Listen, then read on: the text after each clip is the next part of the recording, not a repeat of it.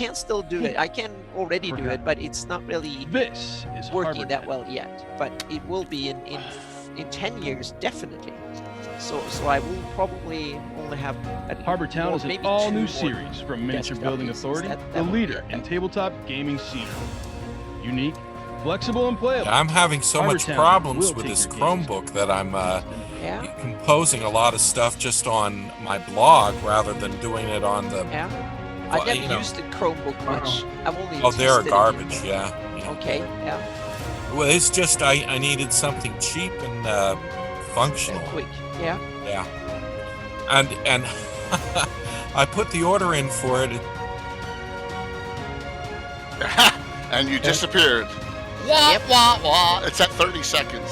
Yep. Now you said that sound perfectly. So yeah. Yeah, 30-second Jason window, we're going to call it. Yep. Yeah, my sound went out again. Yeah, Yep, we're yeah, going to call it you- the 30-second Jason window. That's what Exactly. You have to realize that if you're on for more than a few seconds, you get censored. So, yeah. I'm gonna have to do that.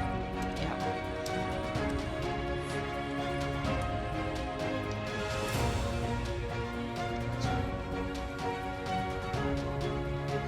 Everything sound good, guys? Can you hear us? I have to log into Twitch. Forgot that. Yeah, I'm not gonna see the chat. Oh, I didn't know they could hear us. From the edge of the sea. They should be able to hear us. I think they can. If they don't, then I got a setting wrong. Yep, sounds good. Yeah, what's... Good, good, good, good, good. So what's the topic today? Scott Casper and kicking down doors efficiently. Yeah. I was just about to ask the same thing. Like,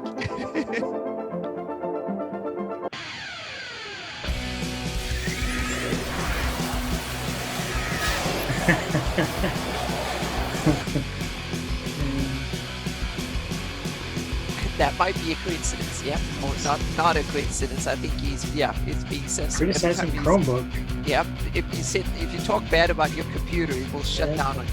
Yeah. Am I gone again? Yeah. Now you're back again. Yep. Have a comment in chat. Well, yeah, we actually talked to. World Emperor is nothing was filled in on the city. So big that there's you just are you can't do the streets that easy.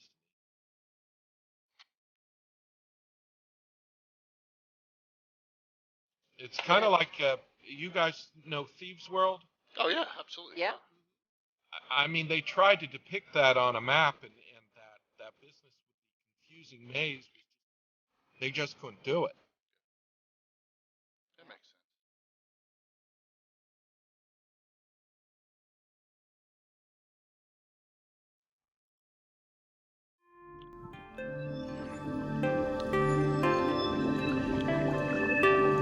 sense. Talk to Kirk, and we're getting closer to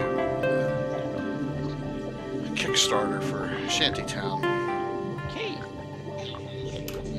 So you're early with this ad for it then. What's that? Yeah, he needs to get Really me. early with the ad. He did well. Yeah, that's why it says coming soon on it. But Yeah. he's doing a new vid, mixed with Harbortown and all his European buildings. And I said, dude, I said, Kirk, you gotta give me. I'll shut that off. I It's can beautiful. understand if you delay Kickstarters in times like Oh, this. You yeah. have to reconsider almost everything. Yeah. Oh yeah. Well, like the guys at North Tech's, their convention's in June, but you know the way things are, who knows what that's going to be like. Yeah, are they planning to go virtual already and cancel it, or are they still open and haven't Good officially question. canceled? Well, they got to go by the hotel, Ah, gotcha. Yeah. just like Luke had to do, you know. Yes, exactly. They can't cancel until the situation is that way that the hotel can't receive them, so they can get them. Or they get burned, yeah. Definitely be the way. Yeah, we'll see. Might not even be a Gen Con this year. We'll see.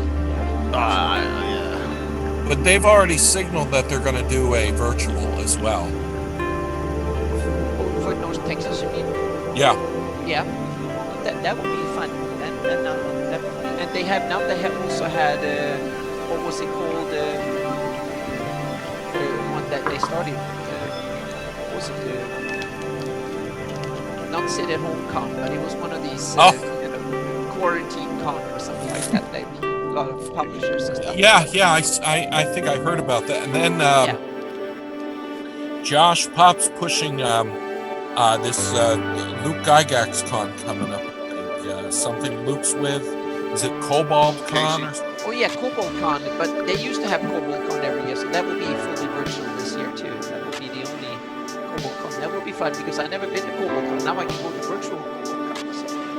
And you know, I can't get out of the house anymore, so and I'm not a traveler, so Every crisis, every crisis has a silver lining, and for you it is that now the cons are virtual, so now you can go as much as anybody else. I'm watching that show.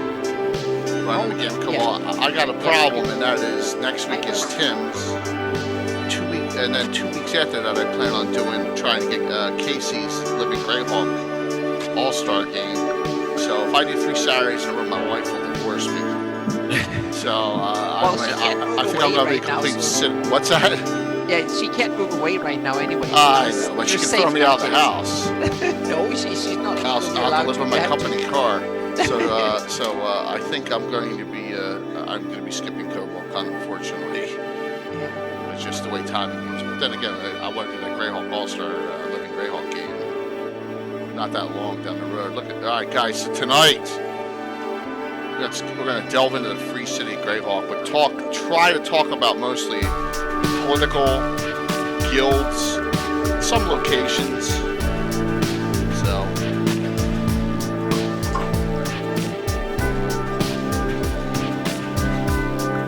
Good, that's good, man.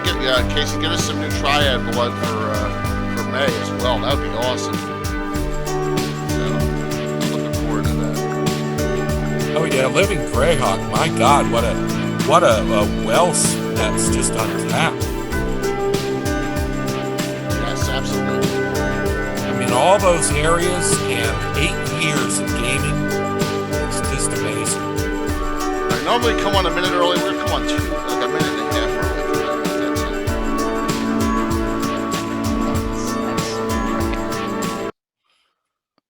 Hello, good evening, everyone. Good. I didn't even look at that. That's perfect. I'm J.K. Lord Gazumba. Another show of Legends and Lore tonight. We have Anna Meyer, Hey. Greyhawk Mike Bridges, Hi. and the on and off Jason Savona. Yep, Hey, Carlos, what's going on, man? Thank you so very much. Hey. Good to see you, man. Good to see you. Tonight we're going to talk about a cool topic, man. We're going to talk about it in depth a little bit. We're going to dive deep into some stories, and Jason's going to go into some early Gord novel. Yeah, in 30-second sound bites. Yeah, 30-second sound bites. So, yes. 7 months in a row for Carlos. Whoops, I hit you again. That was a mistake. So I was supposed to hit that one that didn't come on before, but there we go. We'll double shot Carlos since I could do that. I was excited about this one because we're going to do a double shot of Greyhawk and tie in 2 things. Get down 13 months in a row. Thank you. This one's going to be more this published source. Sunday night, we're going to do the Order of Ulick in Greyhawk City and the structure that we have there and all the characters and all the adventures and all that kind of stuff that may have been changed. That's campaign based. So this will be a double shot on Greyhawk City this week in the talk shows. So I'm excited about that. So why don't we start off? Why don't we start off with Jason and see how long it'll last? So Jason, just give us a synopsis, man, of what you've found out maybe on your research, or like what's exciting you about this discussion. Well, like looking them up, there are guilds all across the Flyness, but nothing like the city of Greyhawk. Yeah. The city of Greyhawk has, I think I found 139 guild references that I've indexed, and there are predominantly everything is city of Greyhawk. At least 2/3 of that is Greyhawk. Yeah, it's a cool thing. It is, and a lot of them I mean, the entire section of this book, starting at page 30, is dedicated to it, and that's my Bible for Greyhawk guilds. And And good. and there's a lot of fun stuff in there that's just, you would see there's some things that have been touched on, some things that have just been little mentions. There's a lot of fun guilds and everything in Greyhawk, and then you find out some things that have really been expanded on are like the Embalmers Guild. That's near and dear to Jay's heart. There's they did a lot with that. Near and dear. Yes. Absolutely. I love we love them. Excellent, Jason. Look, we didn't lose you for that. So we got No, this figured. I'm trying to keep it short. Yeah. 30 seconds on and off. Boom, boom, boom. We interrupt you a little here and there. I think we'll be fine tonight. Mhm. So, No, internet. Mike, what are your thoughts initially? So I know you like the box set, Yeah. Greyhawk City. As do I. It's my go-to usually. But what do you think about this? It's not. The 585 update of all that. It's okay. It's good. But once again, 585. I can never keep them straight. I can never keep straight what I use as my reference point. That's the thing in a campaign. You got to set. Well, Yeah. Let me Yeah. jump in about that Sure. one sec, though. It's just that you'll find most of the guilds mentioned in the City of Greyhawk box set, but then Player's Guide and the Adventures Begins, I think it's more Player's Guide, but they introduce a whole bunch of little guilds. yes. Oh, Exactly. Nice. Yeah. Well, good. You can. The politics is I love that. like Yep. the oligarchs, the directorship. Mhm. There's changes in it. So if Excellent. you're talking politics, there's Hey, let's get it all out there tonight, man. That's the great thing. I wanna learn too. Beyond that, that's Roger Moore's. Is that correct? Is that his right? Okay, That's the fantastic. Moore era. That's a Yep. Moore era one. Great. Well, Moore. let's hear some stuff about that too. Definitely, absolutely. What about you, Anna? Well, I'm probably the only one here who kind of like Gary's version that from the Gord books rather than the TSR version of Well, that's me too. Oh, good. I'm not the only one then. Yeah.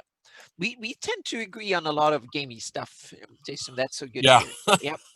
And See, when I think I haven't read all the Gord stuff, but when I hear It's- Gord, I think of the Thieves Guild and Beggars Guild. That's all I know. yeah, but it's much more grittier. It's bigger, and to me, it feels more like a big fantasy medieval city kind of than that little cute little town, large town that was depicted in the TSR. There is nothing wrong in the except that it's only a little bit of the picture. So I want to take all the locations from the box and then put them, as well as a lot of the other stuff, in the Gary's version from the Gord books, the Gord series. That to me is my version of that I'm using myself in my campaign. I haven't detailed it. I have a lot of sketches and stuff. That's one of my pet Cool. projects to come in a couple of years. Excellent. Yeah. I think we will have a blast just going over some things, no matter what era, and that's the great thing. You could do Greyhawk, yeah. ancient Greyhawk. You can do pre-war Greyhawk. You can do post-war Greyhawk. You can do I'm just laughing at Gary. Hi, Sagging. Gary. His awesome comment that I'm so glad that I have Jason on my side in fighting Melvin version of the city. That will be I use the box set because that's all I knew. It was 93 is Same.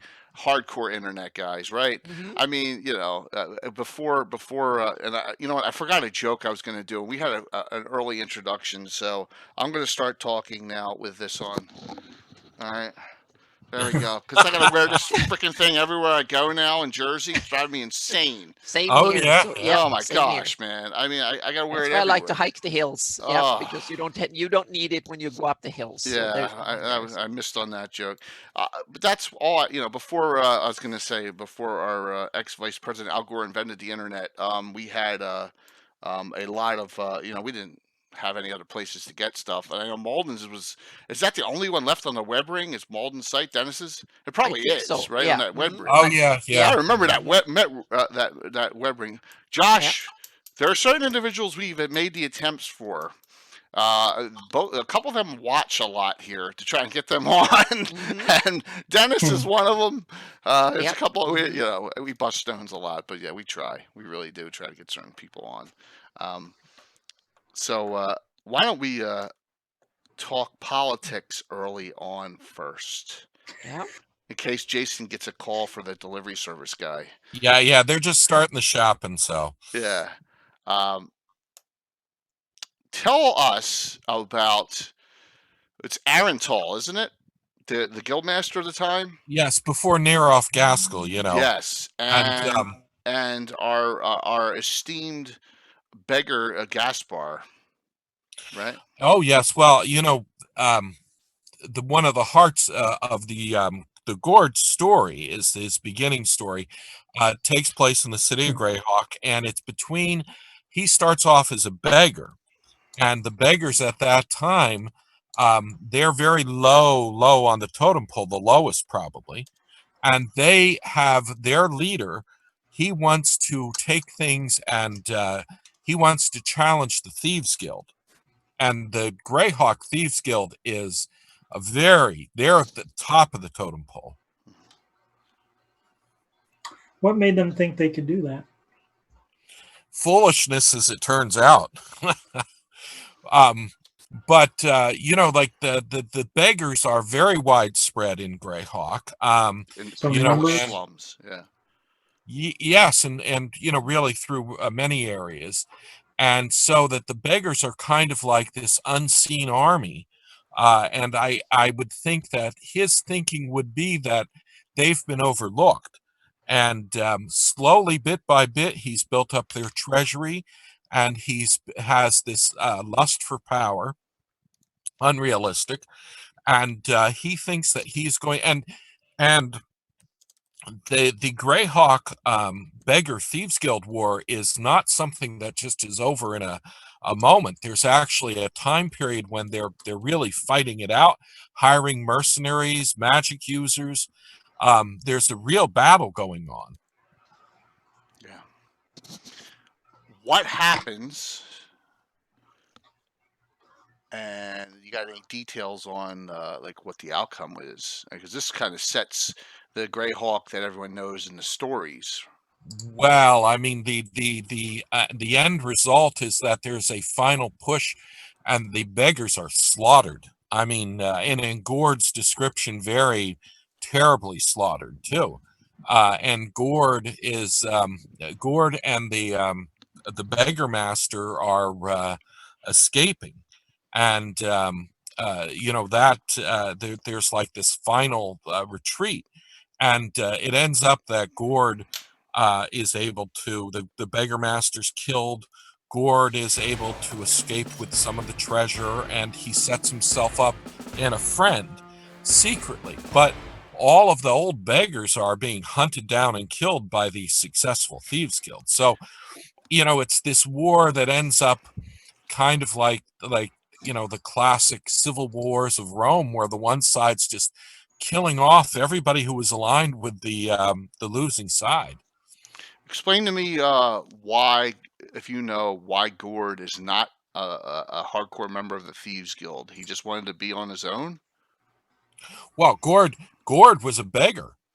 He learned his thievery through the beggars. Okay. Yeah, he started from nowhere, and then there's a lot of interesting side story to where he came from, but that's in the later books. So he was but he's a thief class, but he's a beggar. I got it. Okay. Yes. Yeah. Mm-hmm. Right. Yep. Well, and the beggars aren't really what you would call a class as far as Dungeons and Dragons. It's the role they have in the society, so to speak. It's less. There is a mechanics section in the Gord books at the end, and I think that Gord was a fighter rogue or fighter thief. I think when he classed down the line. Beggars are the minor league for thieves. Yeah, they were the upstart guild, so it's like a competition between two guilds that have a large overlap, so to speak. Recruit. Yeah. See, what the beggar master did was he got in these thieves that were either too old, or he hired these thieves to train his people to be thieves. And if you're interested in something about how thieves would be trained, like a little 0 level stuff. That Gord book is excellent about them going through the, learning how to pickpocket with people who have bells, so that if Yep. you jingle them, knock them, they jingle, and all Yeah. these different things about learning your thieving skills. Yeah, and even go to a wizard and to train to read scrolls and to a lot of stuff like that. So he basically every aspect of the thieves class was kind of integrated into the books really well. So Yes. go ahead. I heard No.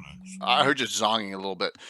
So I have a question because I'm going to read them. I swear, I'm trying to get a whole set off of Alan because he has like 8 or 9. Oop, I shouldn't have said that. He's got a bunch of sets. I'm trying to get one off him so I can read it.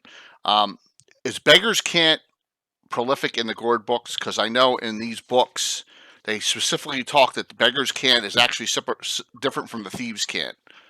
Yes, yeah. In the Gord books, yes, they used a version of it. That was probably they started out using the thieves can't, but they wanted a special version that the thieves couldn't understand. So it was kind of a deliberate offshoot. That's my remember. I haven't read the books in like 20 years, but yeah, that's how I remember it. Okay.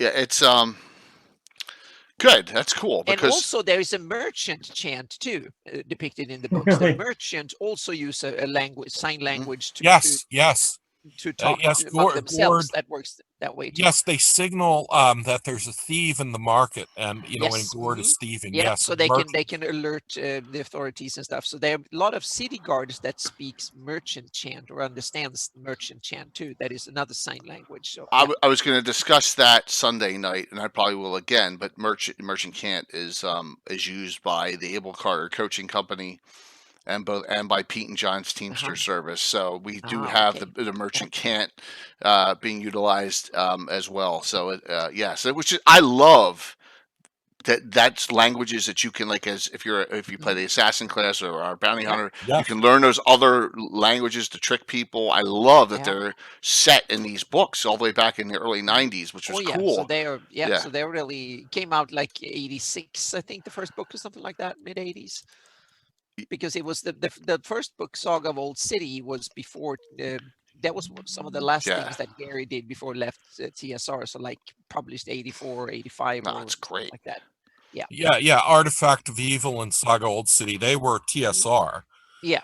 And then he continued the story under New Infinities afterwards. So yes, he did Sea of Death, which continues, and then he did City of Hawks, because City of Hawks kind of reintroduces Gord for his New Infinities. Yes, and that tells the backstory, what you don't get to know about Gord's, where he comes from and stuff before he was introduced into the city of Greyhawk. So it's kind of a really cool way into it, and that describes the city a lot, so to speak. So, and then it really dives into Gary's version of the city. So yeah.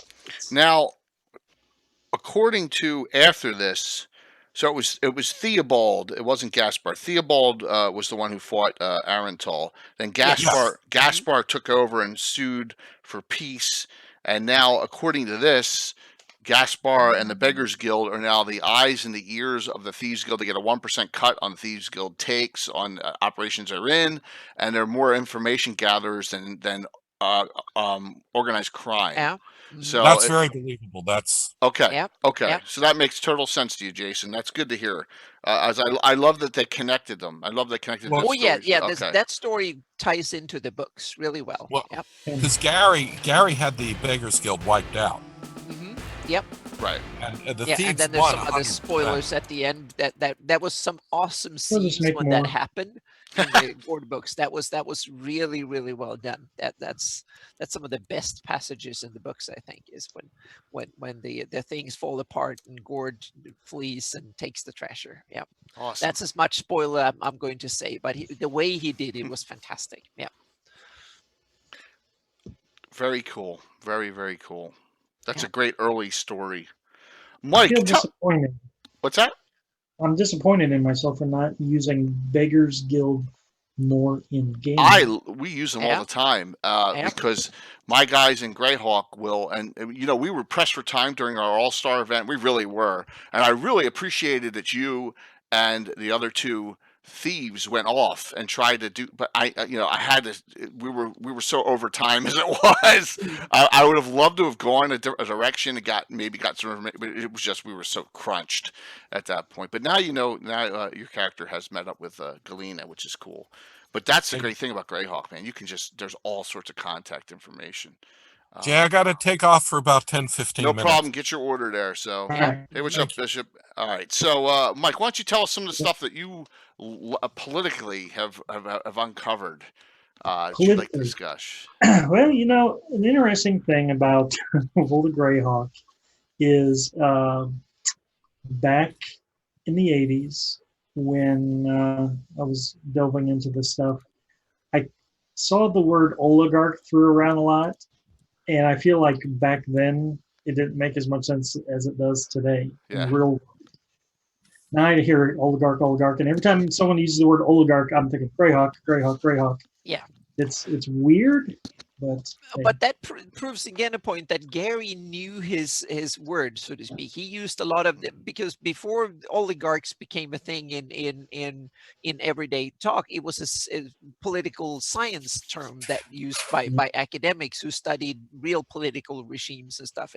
And then after the Soviet Union fell apart, they deemed a lot of these upstarts that took over in Russia oligarchs, and that's when the media picked up on the term and it became something that we have in everyday news broadcast these days. And so and then they kind of there come many deviations. So it's kind of interesting that Gary read a lot of interesting things, so he picked up on the term oligarch long before it was cool or used in general media. So yeah.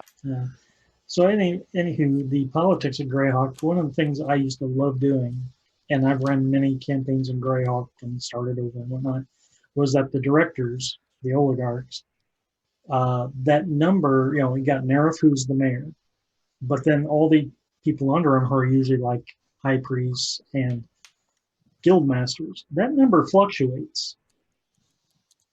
I think it says in the box that, they have so many to start, but they could go less or more. And so what I ended up doing in my campaign was there would be all these power shifts, or like if a player got powerful enough and found some niche they could carve into Greyhawk, maybe they could become an oligarch. But as it was, the Thieves Guild and the Merchants and Traders Union was the biggest block. They were really hard to outvote. They were so intertwined. That's what I like about it. Specifically, the Merchants and Traders Union and the Thieves Guild were like this, is what you're saying, and that they had together. Oh yeah. Okay.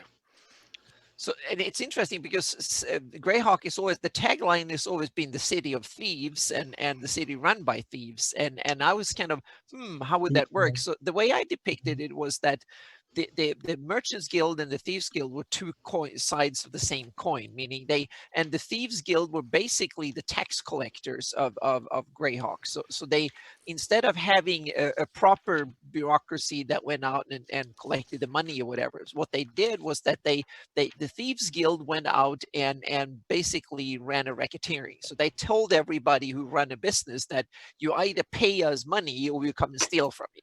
Yeah. And that meant that most businesses paid the Thieves Guild and meaning paid the city, because that's basically the same thing.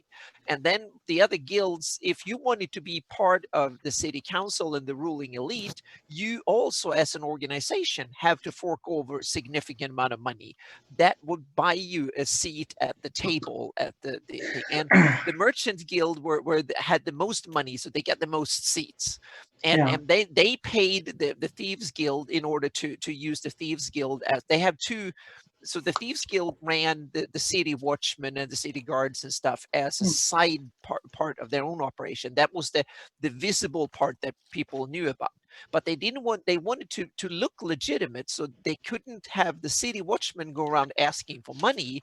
So that's why they did that secretly in the other arm, so to speak. So they had an official arm that was uniformed and walked around with a spear and a shield and looked kind of nice, and you can ask them for directions. And then they had the secret that went out to businesses at night and told them that we need the money or we will break your skull, so to speak, or something. So yeah, that's the way I depict that the city actually runs. And then you have votes in the city council, but in order to There's get a blocks. vote, you have to pay the Thieves Guild and the Merchant Guild. Oh, you mean the citizen voting? Exactly. That's how I see it. So it's kind of a very minute democratic, meaning you have to buy your seat, and it's more like the boardroom in a mega corporation or something like that. You have to buy enough shares, and then you have to show up and be loyal, so to speak, to the ruling elite. Then you can sit at the table. Well, I was curious, Anna, when you were talking about the tax collectors. So I went into the book here, and Claudretti Bacan in the Inspector of Taxes, the dwarf, is a thief. Level 10. Exactly. I mean, he's the treasurer for the Thieves Guild, and he's the one that collects the money, and he uses the other members of the Thieves Guild. He's a member of the guild, though. And it does not say that, but he has a staff of 100. Of course not. It says a staff of 120 dwarves, almost all lawful neutral, lawful evil. A dwarven accountants. That's pretty funny. Yeah. So pretty neat. Him and I think the Guild of Wizards hires a lot of dwarves. Yeah. Okay. Yeah. But probably because of their affinity for no magic. That it makes sense. But that I was just curious, and I looked that up, and I was like, oh. Take on that. I've always played it that the Thieves Guild, everyone knew they ran the city, but they still kind of played like it was a underground thing. And so like Neroff and Org mentioned were legitimate businessmen. Neroff owns the gambling house and all that stuff. Yeah. You know, they are wealthy, but they're wink, wink, not really. Yeah. Okay. For me, I had the Assassin's Guild were the ones that ran the foreign policy of Greyhawk, meaning they were the ones that if something was a threat to the city, it was the Assassin's Guild that was sent out to because Greyhawk didn't have a large army. They couldn't project power much outside their domain, so to speak. So the neighboring countries had much more bigger military and stuff. So they used well-trained assassins and stuff. So if there was someone who stole a lot of money or presented a threat to the city, it was the Assassins Guild that was their duty to go out and kill the bastard or whatever, or bring that person to trial and lock them up in Greyhawk and stuff. So they kind of ran the put pressure on the surroundings, and as Greyhawk grew in size and so on, then that branch became more like a mini Scarlet Brotherhood in a way, so to speak. It's kind of I like to mention. Sorry, Jay. I like to mention in chat about John Wick movies. Oh, sure. I wish those movies had been out back when I was really heavy into playing Greyhawk City, because that would have heavily influenced me. Oh yeah, like you would have had the place where everything's neutral, right? Yeah. That's a great idea. It's a great idea. Absolutely a great idea.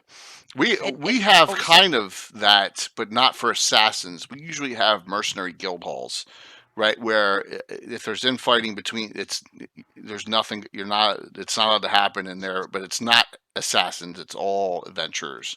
Inside the Mercenary Guild Hall, because usually they have a stocked bar inside each of the Mercenary Guild Halls. There's one out to Mirror like that. I imagine there's probably one in a couple other towns. So yeah. And also I see that Greyhawk is also keen on being fairly neutral in the world, because their main source of income is to trade with others, meaning you can't have too much of a stand in any. That's why their so-called real foreign policy had to be done in secret. They can't go and have like military forces of soldiers with the Greyhawk sign insignia going out bullying their neighbors. No, it has to be done in secret, so to speak, what's being done. And so they maintain a sort of neutrality. And if someone wants to sell something or buy something and they want to involve the markets and do that in Greyhawk, the city coffers fill up. So that's why they want to deal with everybody. So that to me is the neutrality, meaning neutral Greyhawk City, though, Anna. They push it the borders. They involve a little. You Oh know, yeah, they want to, and totally. especially and interesting in my campaign, since I've introduced the Greyhawk War and then afterwards and the rise of IUs and a lot of evil around. Eventually, now they're starting to realize that if IUs and a lot of the evil takes over, that kind of takes all their trade away. So now they are being more and more forced to side with Furundi and Ernst and the other ones, because that's where the money and the trade is. So they are being forced. Even Celine and City of Greyhawk, Celine with this isolationism and Greyhawk with this pragmatic, being open for business kind of mentality. They both now are forced to start choosing sides a bit. Yeah. It's weird though, because I want to go to this at some point. But that's my campaign. Yeah. From the Ashes box set, a lot of people don't like a lot of stuff in there, but they have an ambassador's quarter in Greyhawk in that. Oh yeah. Yep. With all these great characters, right? Yep. It's and some of them. There's one from Ivid. There's one from IUs. They're all over. I mean, I guess they have to accept them with diplomacy. Well, it's good business to accept them, because if they have trade and stuff with them, they want to be able to have some official capacity talking to these regimes. So it's perfectly fit. Look at Switzerland or Sweden or now in today's terms, Singapore, Hong Kong, and a bunch of these small city states that survive on trade. I think Singapore is a good real world example to look into how they deal with stuff like this. Dubai is another one that can fit the bill, that you can kind of look at if you want to have a political role model a little bit in the real world, how they deal with the rest of the world. Then look at them a bit and copy some ideas and tendencies of behavior, and then make a fantasy version of it. That's basically how I've done it. Yeah. Excellent. Yeah. So Mike, throw out a tidbit there that you have with all the oligarchs that maybe some people don't know in the audience, like something you're like, oh my gosh. Here's a minor spoiler that I thought was very interesting. I don't think it's a game breaking thing, but in the 585 Adventure Begins book, the updated directorship, one of the oligarchs is Durnan Nathane. He's the new guildmaster of the merchants. Okay. All right. He's also a member of the Thieves Guild. Okay. So guildmaster of one, member of another. There's that voting block I was talking. Also, he's having a discreet affair or whatever with the female guildmaster of the Jewelers and Gem Cutters Guild. It's a human? So, not a gnome or a dwarf? They're all humans, I think. Okay. Yeah. So it's like, so that's, two directors who are guildmasters in their own rights, but they're both beholden to the Thieves Guild, essentially. Nice. Yeah, some of the dynamics I like, and I mostly focus on like I said, I was like focusing on the merchants and Thieves Guild's activity, but the opposing block I always felt to them was the priests, the wizards, and the military. So I always played it as the military was separate from the Thieves Guild, but who knows? Very interesting. Is that the first appearance? I wish I'd asked Jason. Is that the first appearance of that individual? Yes. Oh, you are, Jason. Is that the first appearance of that individual in any publication? Can you say that name again? I don't know. I'm not really in a. Let's see something. Let me see. Nothing. And he's involved with Guildmaster Gerda Hollerdell. Okay. Interesting. Yeah.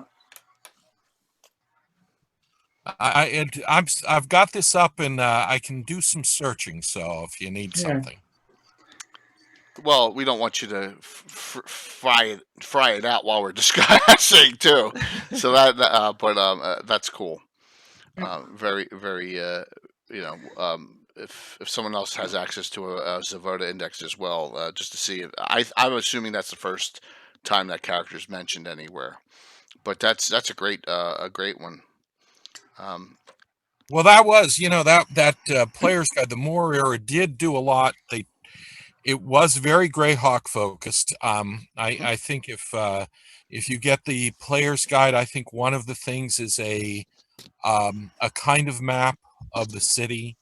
And like I had said, they introduced some unique guilds that were not introduced in the City of Greyhawk box set. So they added stuff that they wanted to, and then they finally got around to it, and it's post wars, so Very post wars. Stuff's Yeah, calming down, which is a good thing, and it makes sense to incorporate it at that time. That's the one thing I look at from the Ashes, and I think it's good, and the detail is real. I mean, there's some great characters. I mean, where would I be without like Bladestorm in this book, or a couple of the others that are from? I mean, this is the first appearance I ever heard of Melf ever. Oh, is in here, right? I didn't know who the hell Melf was until I got this book. It said Melf and the Knights of Luna. I was like, oh. Yeah, because he's really. I knew that the spells were in Arcana, right? Mel's Acid Arrow, Mel's Many Meteors, but there was no mention of him anywhere else, really. That I maybe he was in a Dragon magazine, I missed it or something. But he was in the books. Yeah. Okay, he was in the Gord books.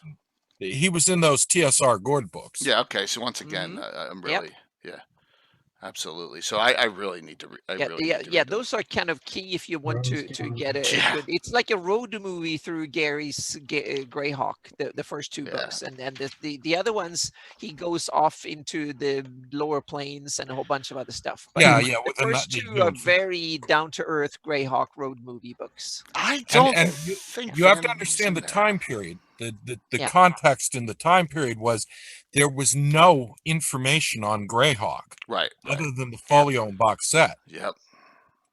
So those books were an incredible treasure trove. There was nothing else. No, I loved them. Yeah, maybe not the best literary works, but if you're into Greyhawk, fantastic. Yeah. Yeah, Gary's narrative prose is not real up there. But it was great. So yeah, they're great as a way of getting to know the setting and Gary's version of the setting, vision of it. Yeah. All right, Jason, back to you. What about another reference of a guild or something else that happens in your mind as far as in the Gord books, a good reference point? Or if you don't, we talk about your article in your journal, which is awesome. My connection went. Okay. I didn't hear a word you said. Wonderful. Yeah. Let's talk. Give me another reference in the Gord novels to a guild or another political strife situation, and if not, we'll do your Lamplighters discussion. Well, one of the things in the Gord novels that you get is there's infiltration of some of the high level guilds. There was a Servants of Neril who had infiltrated several of the guilds, the Magicians Guild. Sounds familiar, guys, from Saturday night. That had to be one of the biggest ones, but it goes in with the entire Gord and origin and balance, and there was a lot of the city of Greyhawk had lots of infiltration by powerful sources.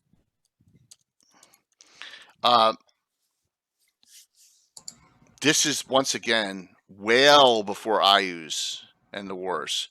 So Neril's like the main antithesis as far as vile evil goes in Greyhawk, correct, Jason? At this point, kind of as a faction. Yes, because the big evil is Theriston, but he's been sleeping. Right. But there's a lot of links back, and he's this is all about the awakening of Theriston. So a lot of things that you see go back to Grazit, Igvival, Zegmodi, Zekmoy, however you say it, Neril, and Neril's much a bigger player in this than in later use. Really? There's all these servants of Neril. I'm trying to think. Now, on Greyhawk Online, there's Chris Siren's guide to the Gord novels, and you can pick up a lot of information because he did like an encyclopedic version rather than my indexing. So his isn't references. His are direct quotations or summaries. Yeah. So you can... Go ahead, Jason. You can quickly find a lot of information about the Gord novels on that Chris Siren listing, even if you haven't read the books. Okay. But I recommend reading the books. Oh yeah, you should definitely. Absolutely. Yeah, anyone into Greyhawk should definitely read them. Are they available as PDFs, or do you have to get? I don't think so. I don't think they're legally available as PDFs. Okay. Yeah. Yeah. Sorry, yeah, that's the way I should phrase it. I was thinking drive-through, but then the first two and I don't know any of Gary's new Infinity stuff is available legally as a PDF or to buy somewhere. I don't think so. The only reprint that I'm aware of is Trollord Games, I believe, reprinted Saga of Old City. Oh, they did? I think it's a hardcover too, yeah. Oh, wow. All right. I didn't know that. Yeah. So our first mention of a guild in chat is Secret of Oblivion. I think it's Paizo, actually. Paizo reprinted. Ah, okay, yeah. Ostlers and Brewers Guild. Yeah, and some things about that guild. It's open all innkeepers, tavern keepers, brewers, and distillers. I love that guild. Also, it's a lot of ex-adventurers. So, according as of the Free City book, Dougal McBain, landlord of the Brazen Hippogriff, is a former fighter and the guild master. So it looks like it was used in an economic scheme, which is pretty cool. The membership fee is only 10 gold, which a lot of them are very low membership fees. So this is it's a trade union with inns and those type of who are use up lots. Like you said, former adventurers and whatnot. Yeah. He's always hooking up with them. Yeah, definitely a cool one to use. That's awesome, Seeker. That's great to sit here. You're pulling stuff right out of there. And like the blurb on this is what? 4 paragraphs? It's 4 paragraphs, right? It starts right there, right? But man, you run with things. And that's the great thing about all of these box set references, man. There's great ideas and you just think about it and you just run with something. And that's pretty cool. Yeah, and you think about the entire city of Greyhawk being so much different than the other cities because there is no central power. There are these political factions. It's all these oligarchs, these guild masters who are running the entire city. And this structure of Greyhawk as a city would be so much different from these cities that are just capitals of nations, or even some of the other city-states that are run by an individual. I wonder, quick tangent, Jason, what the city was like when Zagic was mayor. There's not a lot of information, man. I wish there was, but I can't. David's not on. I'd say David would write about it. David or Tommy John Kelly should write about it. Yeah, I would love that. That's a great idea. My guess is the thieves weren't running the city back then. Oh no. Once Zagic was gone, poof. Yeah. My take on it is that the merchants hire the Thieves Guild to take over after his crazy excessive behavior, whatever. They needed some nice and quiet running their business and stuff. So that's when the Thieves Guild probably thought that was some good allies. So to me, that was why the city shifted. So yeah, my campaign, that's really a difference between the Psychic area when you had a crazy overlord, so to speak, that ran it and his whims and ideas or whatever. Yes, that was not good for business. Well, like I'd take Zaggy, I'd look at the old Yuletide feasts that they call the Feast of Fools, and they would look at the city being run that way all year round, with Zaggy sent into madness. Yeah. Yep. And that would be just a great retro just learning that history would be. There's a gap there. Yeah, I got to write a historical. 200 years. Yeah. 200, right? Roughly. Yeah. And And the interesting thing is, Gary has a good that Sagi was both Lord Mayor and Lord Landgraf of the Yeah, that's region. true. In my campaign, the mayor officially has the title of Landgraf of the region, as well as a whole bunch of other titles. So when you become mayor of Greyhawk, then you get the Landgraf of Celinton, of the and a whole bunch of other stuff, so to speak. So Yes, yeah. because you have to have these kind of pompous whatever type, because you're not a royal or whatever, but in order to be on par with our royalty and other major power figures, you need kind of neat titles and stuff. So they kind of Mhm. invented these titles. To me, that when they broke off with the Great Kingdom, they needed to boost their image. So that's when they created a lot of these fake titles and stuff, and then put a lot of money into it. And then eventually the titles became something because they could simply have a lavish lifestyle and stuff like that. So yeah. Put until Zegu for his alternate studios nowhere in your average Yeah. Great Kingdom. Yeah, yeah. It was just because, but it was such a great trade route spot that it was perfect for That what they were doing. That's an interesting thing, and especially me, since we have talked about this, Mike and me, when we had an earlier, we talked like a year ago or something earlier episode, we talked about Greyhawk and we talked about the map a bit, and then the Nirdiv has 2 rivers, 2 outlets, and naturally lakes don't have two outlets for more than occasionally, so to speak. After a while, then one river will take over and the other one will dry out.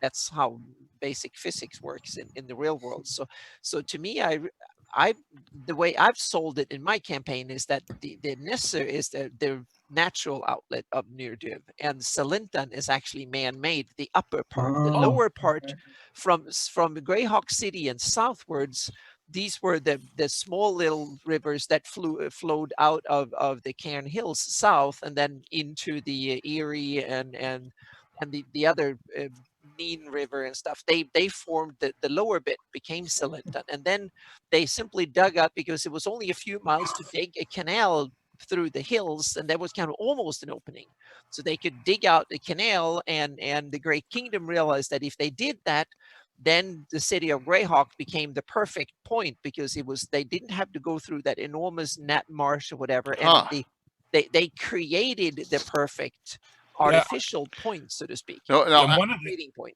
Anna, I'm sorry, Jason. Anna, is this what you have surmised and makes total sense, or is this published somewhere? No, this is what I've surmised. It makes It's my sense. campaign version of Okay. it. Yeah, so they simply dug through the mountains, because geography-wise that makes sense. So they dug through, and with magic and stuff, you can dig a canal that is like 20 Now that miles makes me long. wonder about the location of Castle Greyhawk in the game setting. That's an interesting, yeah. If it was because of what Anna's talking about. Castle Greyhawk's like West Point, isn't it? It's set up as a defensive structure early on, and then it becomes something else. Well, like West Point was. Sagi used it as his personal mansion or residence? Wasn't that when he became prominent? Wasn't that the backstory? But I'm as far away from an expert on the castle. You guys know way more. Well, there's three towers, and I think one was meant as a visual tower defense. This is what I'm surmising, because it's just like West Point, and Tim, who will tell us, is on because he taught there for a couple of years, and that's how West Point grew into a college. It was just it was a point on a river, and for defensive purposes. So I'm assuming it was the same, but I could be wrong. But it makes sense to have a stronghold on the other side of the river. If you have the city on one side, it makes perfect sense to build a fortification on a hill on the other side of the river. So from that perspective, I think it makes perfect sense to have the castle there. So neat. Well, delving into early history that we didn't even expect to. That's awesome. Like I wanted to say, like talking about early history, that business with the Great Kingdom coming to the city of Greyhawk is actually a historical point on the chronology, right from the beginning. It's year 0 or year 1. That's when they reach Greyhawk and they declare universal peace within the Great Kingdom, and they start the common year. And in my campaign, what I've said, that after that they realized that they built Divers as their western capital, but they realized that Divers is doesn't doesn't have any connections to the ocean. So they built the canal north from. They created the Salintan that way. Well, Built the canal. Yeah. It makes me wonder about the Velverdiva and those fords, those areas. Wah, Oh, wah, damn. Yep. wah. That was That was our first zap of Jason tonight. So first zap we had of Jason. He'll be back on second. Yeah, with but to me, so to me, it's like the Greyhawk is the place where you can load things from the near div to ocean going vessels or down to, and then Hardby. So you have like one section is near div, you can go down to City of Greyhawk, or basically on near div, and then you reload in the City of Greyhawk, and then you take the barge down to Hardby, and then in Hardby you can put it on to ocean going vessels. So that makes perfect sense that Hardby is in its spot and Greyhawk is in its spot, so to speak. It makes perfect sense from a trading perspective and stuff. So that's how I rational in my campaign. So that was when, and they got the money to build these cities in those spots when the Great Kingdom came in, because they wanted to expand westwards, and it's also a staging point towards divers. It's the only 2 days ride from divers to Greyhawk, so it also makes sense there, and they could dominate the central flan east that way from. So I have a big question for you, Jason. You back? I'm back. Yes. What I think Jason, you and Mike all want to ask this, since we brought this topic up with your river map. Shouldn't you show that part of the river, the Salintan, as a man-made canal then, and note it? Well, I didn't want to make that into a kind of a public version. That's on my campaign version. Okay.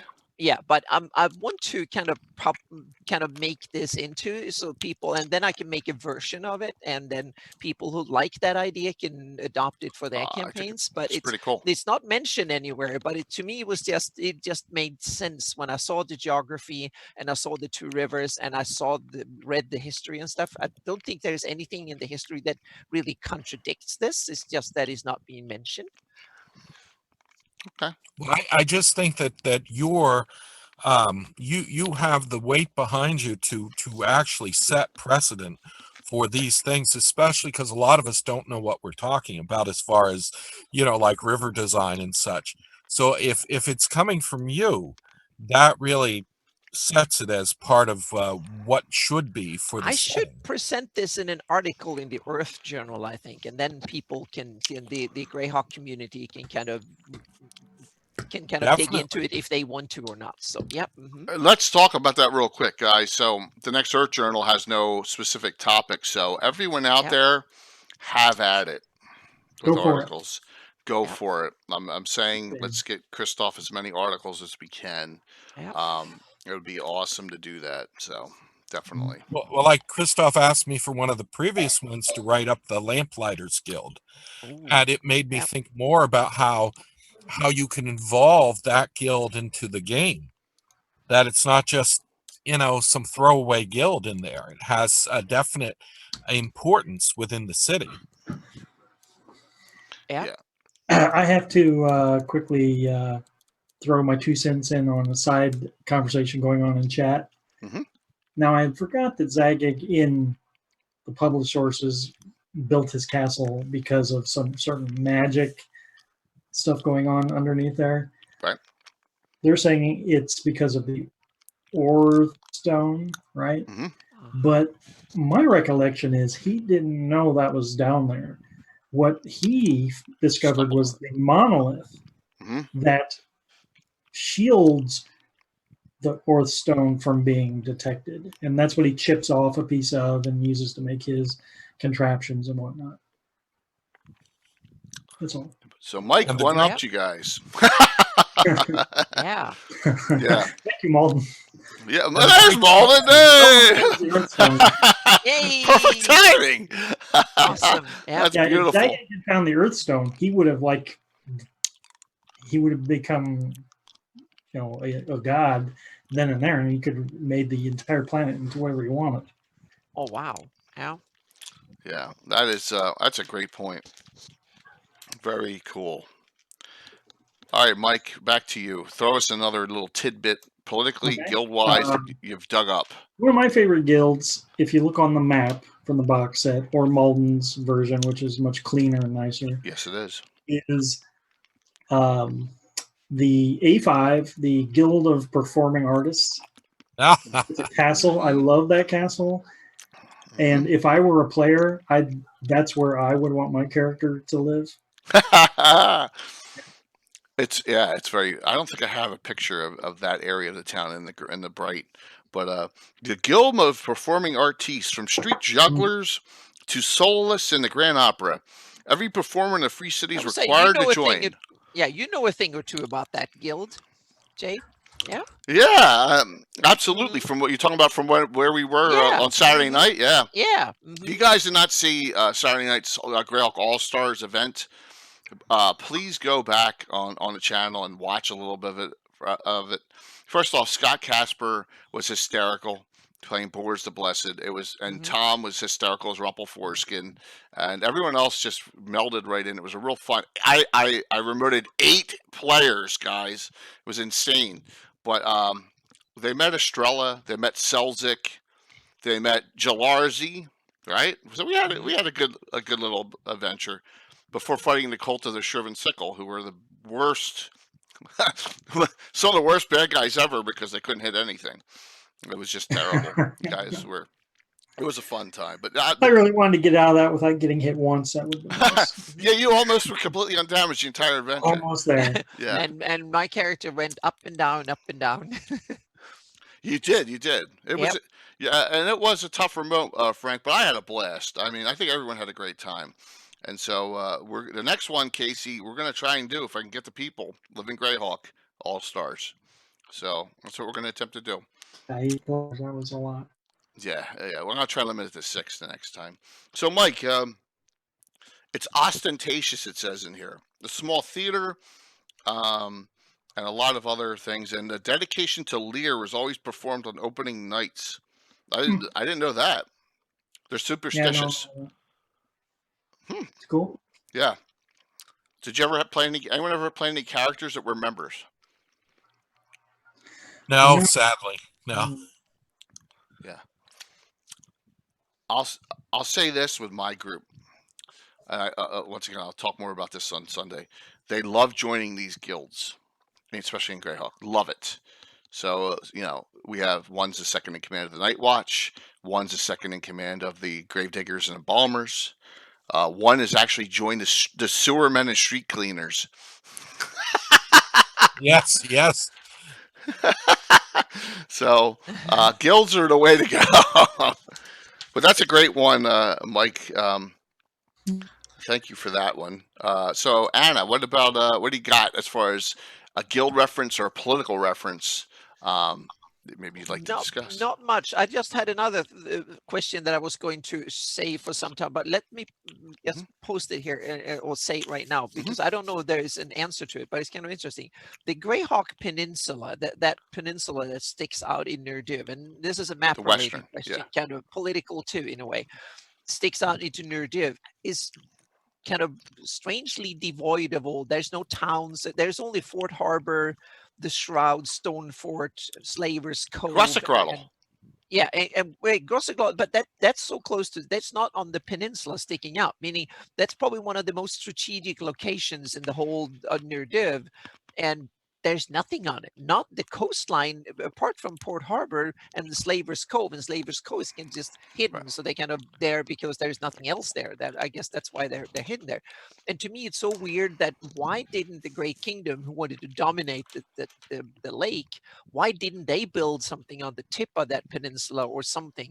To me, that seems to be a strategic oversight and a miss. And why doesn't the city of Greyhawk build something out there to kind of keep an eye on the what happens in the lake? It's kind of leaving half your kingdom empty, basically. So that's one of my divers picked that spot. Maybe was wrong. Yeah. I'm kind of curious why that is left so empty of detail. Well, what occurs to me is there's some titanic force there, either a monster or something relating to something interplanar. I could think of about half a dozen things why such a good spot is actually a bad spot. Yeah. I think it's because it's so remote myself. I mean, the only way to get there is via ship travel may be hazardous along because you never want to be that close to the coast, right? Unless you're in. No, but it's Yeah. still the middle of the lake that is the kind of the thoroughfare for trade and travel in the Flanies, and leave it. Yeah, but there is something, and that's why I made it kind of a rugged coastline, just because. Yeah. Yeah. Well, there's Yeah. none along the entire length of the near Yeah. Thieves So coast yeah, at when I all make for Greyhawk. None. exactly. Yep.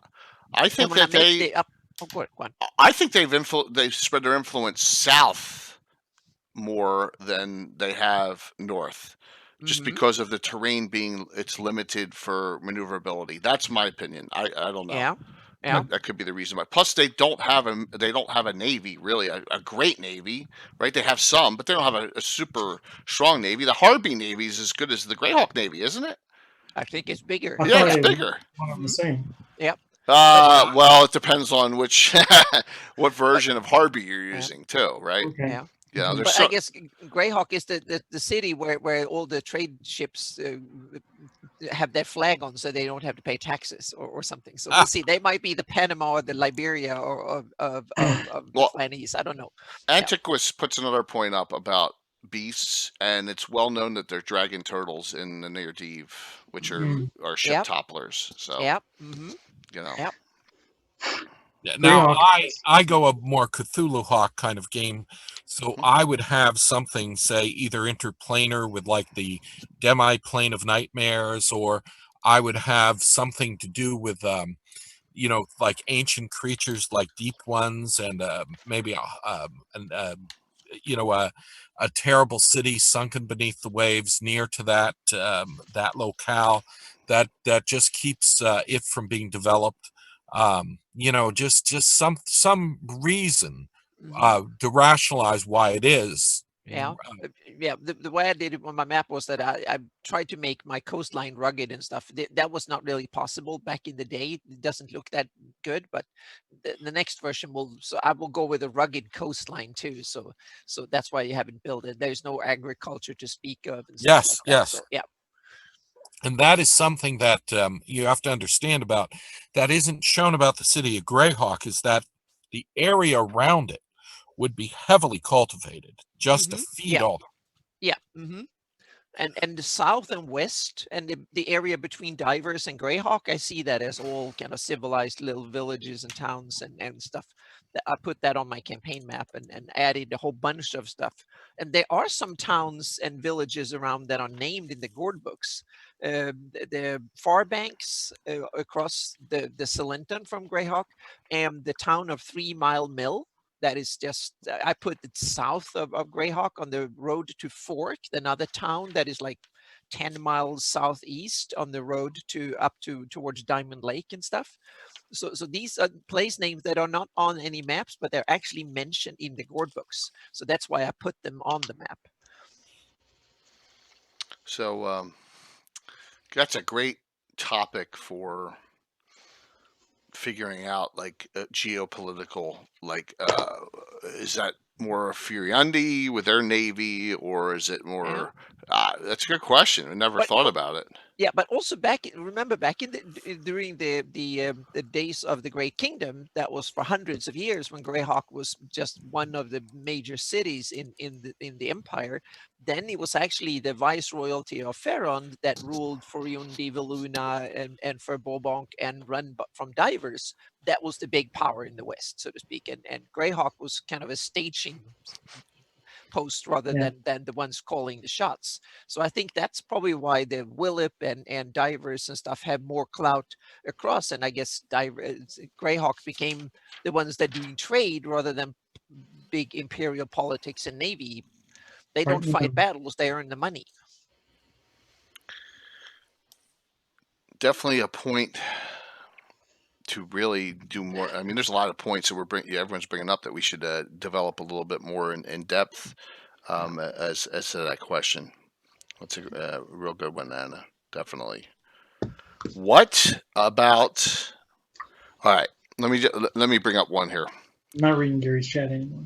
Why is that? Because he's busting stones. That's he's okay. just he's we went off on a tangent and now he's way That's a over good there. thing. That's a good yes. That's awesome. Yeah. So I mentioned them, the Sewermen's and Street Cleaners Union. Yeah. They have a special organization called the Sewer Rats, and they're fighters between 2nd and 5th level, with high strength and con. And they are rough, tough, and hard-living bunch, and they're normally hanging out the Barge Inn. And but a lot of the people don't know that the Sewer Rats sometimes take off because and have they get a lot of animated zombies from the Gravediggers and the Balmers Guild to clean the sewers, even though they're not supposed to. So yes, David. so it's a lot. It's a lot of underhandedness going on everywhere as usual. But it's a division, and a lot of dwarves and gnomes because they can move through the sewers very easily. And I kind of love the idea of there's a nice tie-in if you're low level, being part of members of that and coming across all the undead in there and then destroying them. But then the guild gets mad at you. Yeah. What are you doing? And this is all, as much as you can do atop Greyhawk, underneath it is a vast world that you can create. Yes, definitely. I mean, I can point you to a lot of source material in fiction. Games Workshop did a big thing about the underworld because they have the Skaven. Skaven. Yes. They have 2 cases full of Skaven. And you can use them in Greyhawk because there should be some kind of Underearth. Now, Lieber, he did the miniature world he shrunk the heroes down to rat size. Interesting. So underneath Greyhawk, that sewer, that should be the portal to a world of adventure down there. Yeah. There is as we saw, I love the underground. You can make any kind of sewer system you want. Some of them are done, but you can make up any kind of offbeat sewer system going from this building to that building within Greyhawk, and it doesn't hurt anything. So it's a fantastic. Blue Box, thanks for the gift sub there. Really appreciate it, man. To Bloodwild, thank you. That was very generous. I'm trying to look up Gary's mentioning Greyhawk is the Flannis Harvard University, the Grey College. There are multiple in the Clarksburg. There are multiple schools, and a lot of individuals don't know that there is beyond that. There's oh gosh, I'm trying to find it right here. Okay, here I got it now. So you have the Grey College, which is the renowned institution. It only has 400 students, which isn't a lot. You also have the Great Library, Greyhawk there.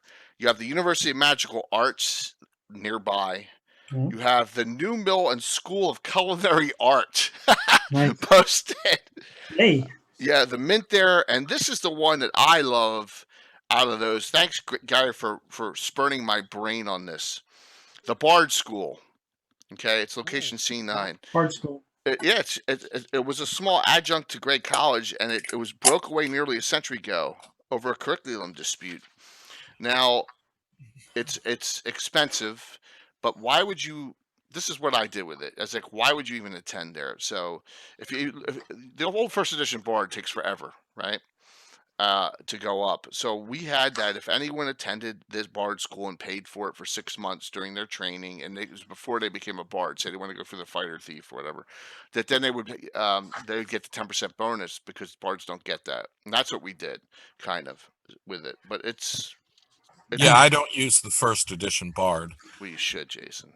I'm kidding. Not me. I think I But remember. even They I were want to point. cool.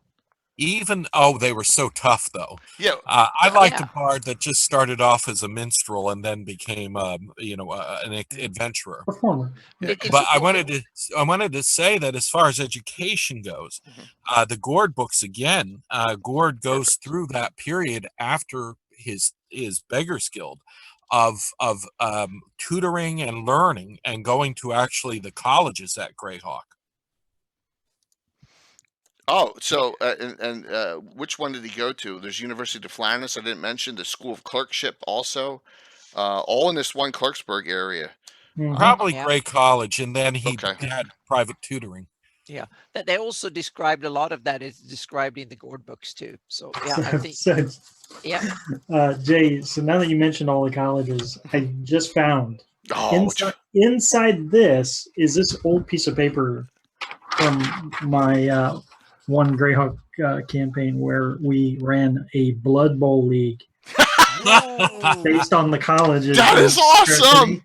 Oh So my we God, have that is awesome! the University of Flanneus Griffins, Oh my God! University of Magical Arts Lightning Bolts, the Grey College Greyhawkers, imagine that, the School of Clerkship Clerks, the Bard School Poet Heroes, that's my That favorite, is awesome! yeah. and then the neighboring Divers College Lakemen. So would they come to all town. right. So they had to Yeah. travel. Mhm. So you had six. You had 6 teams. Do you have? Do you have No. There was also the City Watch Watchmen, another original one. They Yeah. got involved. And then there was an 8th team. I can't remember what the 8th team was, but they dropped out, and then the players had their own team. Their characters were on the team. do you have like the records and everything? Yes. I You do. gotta post that on Greyhawk Creek, man. Yeah, everyone agree with me? You gotta post that. Yeah. Because hey, Oh does yeah, everyone agree? definitely. Does- Oh yeah, definitely. We want to see that. Yeah. Everyone agrees that Mike's old combat with IUs, that the warring that's going on, that is Oh, yeah, awesome it's stuff. cool. Yep. So you gotta post that, man. That is It's gonna awesome. have Blood Bowls. Oh Blood my Bowl's a lot of God, I fun. love Blood Bowl, man. Tim loves Blood Bowl. I mean, Blood that's genius, man. I never even would have thought of that. That is The awesome. arena's there. I was like, Yeah. and in the box that they kept making reference to athletics and athletics. I'm like, well, what athletics? Where are they playing? They have an arena though. Oh my Well, gosh, Blood Bowl. that is fantastic.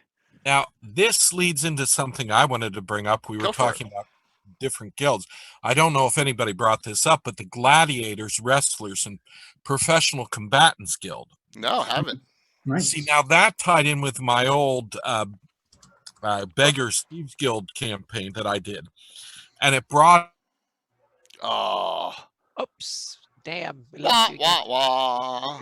Yep. He'll get back in a second. Yep. So everyone harassed Mike a little bit to post that up and for Blood Bowl until Well- Jason comes back. So that is beautiful. It looks like I have 12 seasons worth of records on here. 12 seasons? Wow. Did you play them all out? Oh my Just the gosh. standings. I don't know. Oh my gosh. You had like a table enrolled and see 12 who won or something. So seasons. yep. Wow. Yeah, it's nice.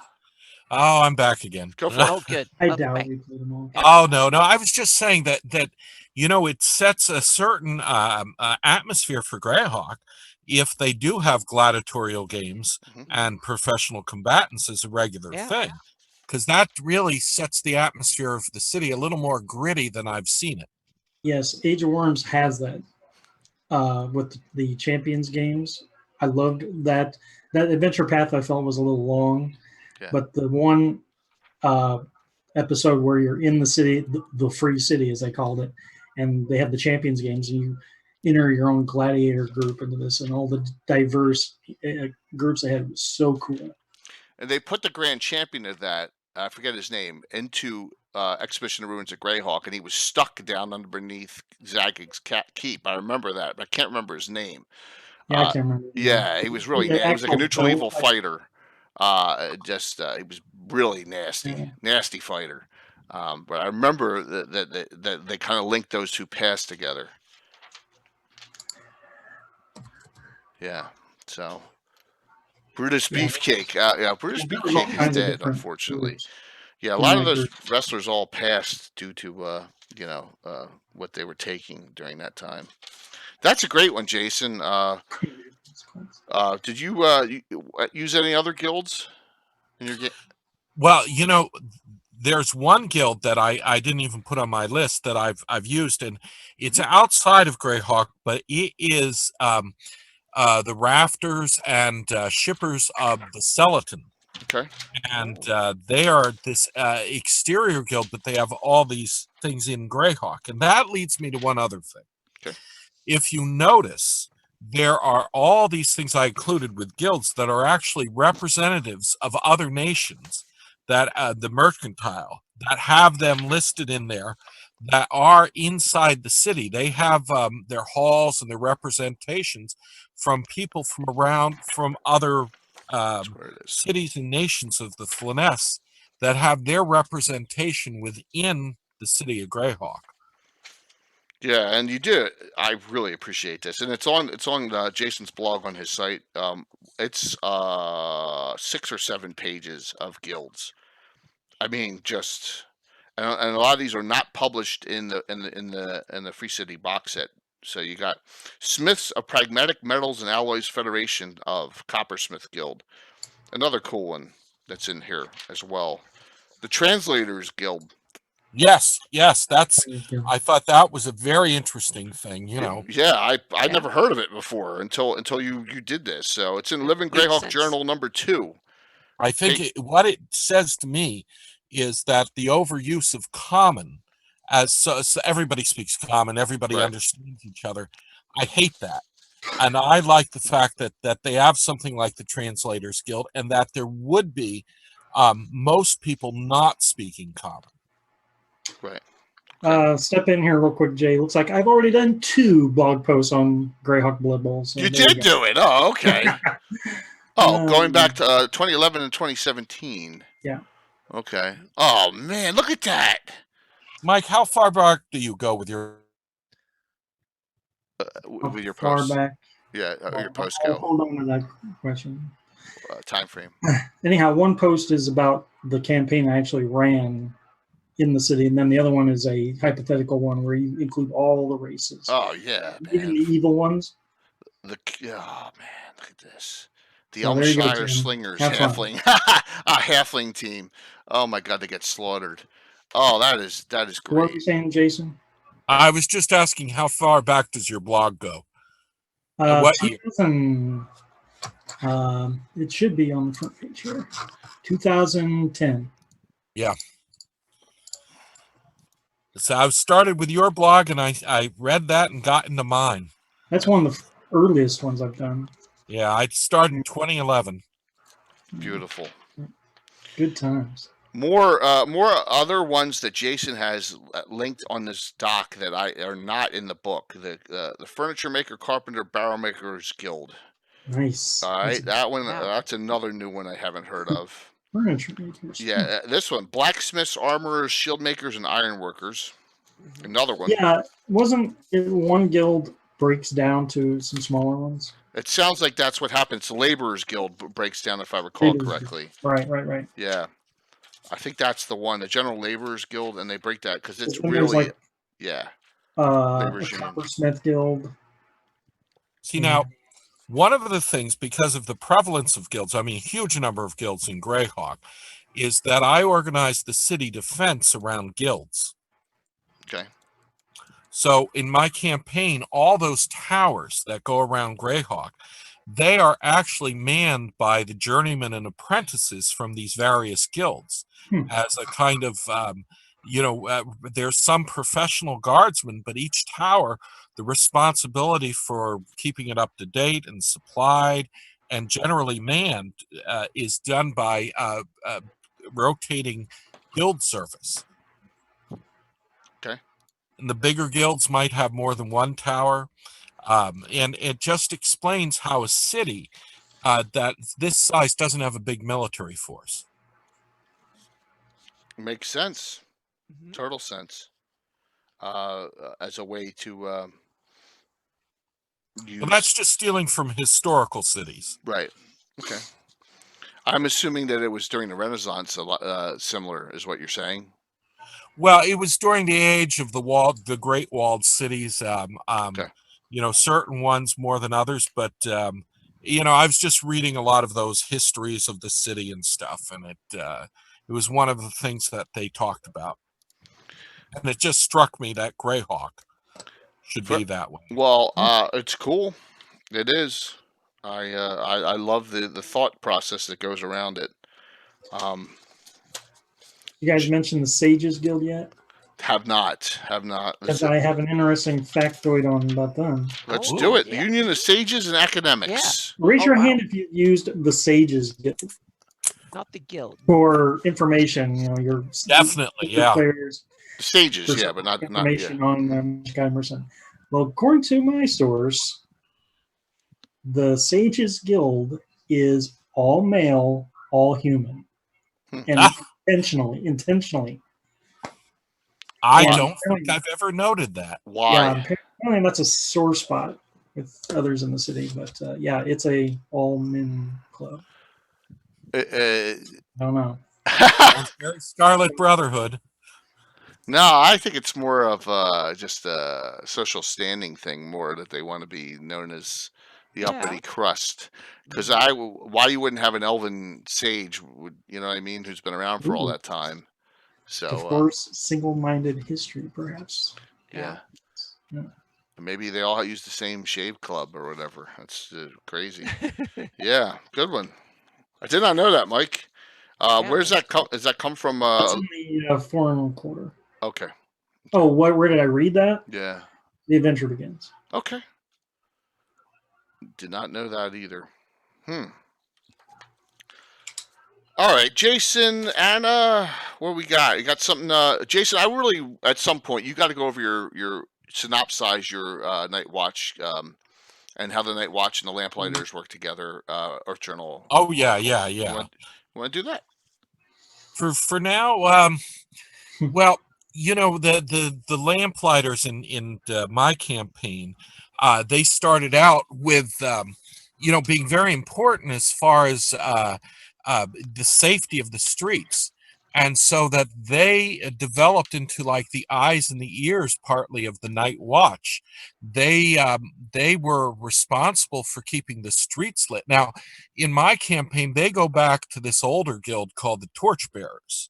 Okay. So they were the people before the lamps. They were hired on to carry torches through the streets at nighttime, and you know, for nobles and such, and always linked with members of the Night Watch. So it all goes back to old Greyhawk and the old city. And as the old city decayed, that became a much more you know, a much more dangerous job, and so the Lamplighters became a kind of de facto militia, along with the Night Watch. The Night Watch was the professional, but the Torchbearers, they had to be a really strong, rough group.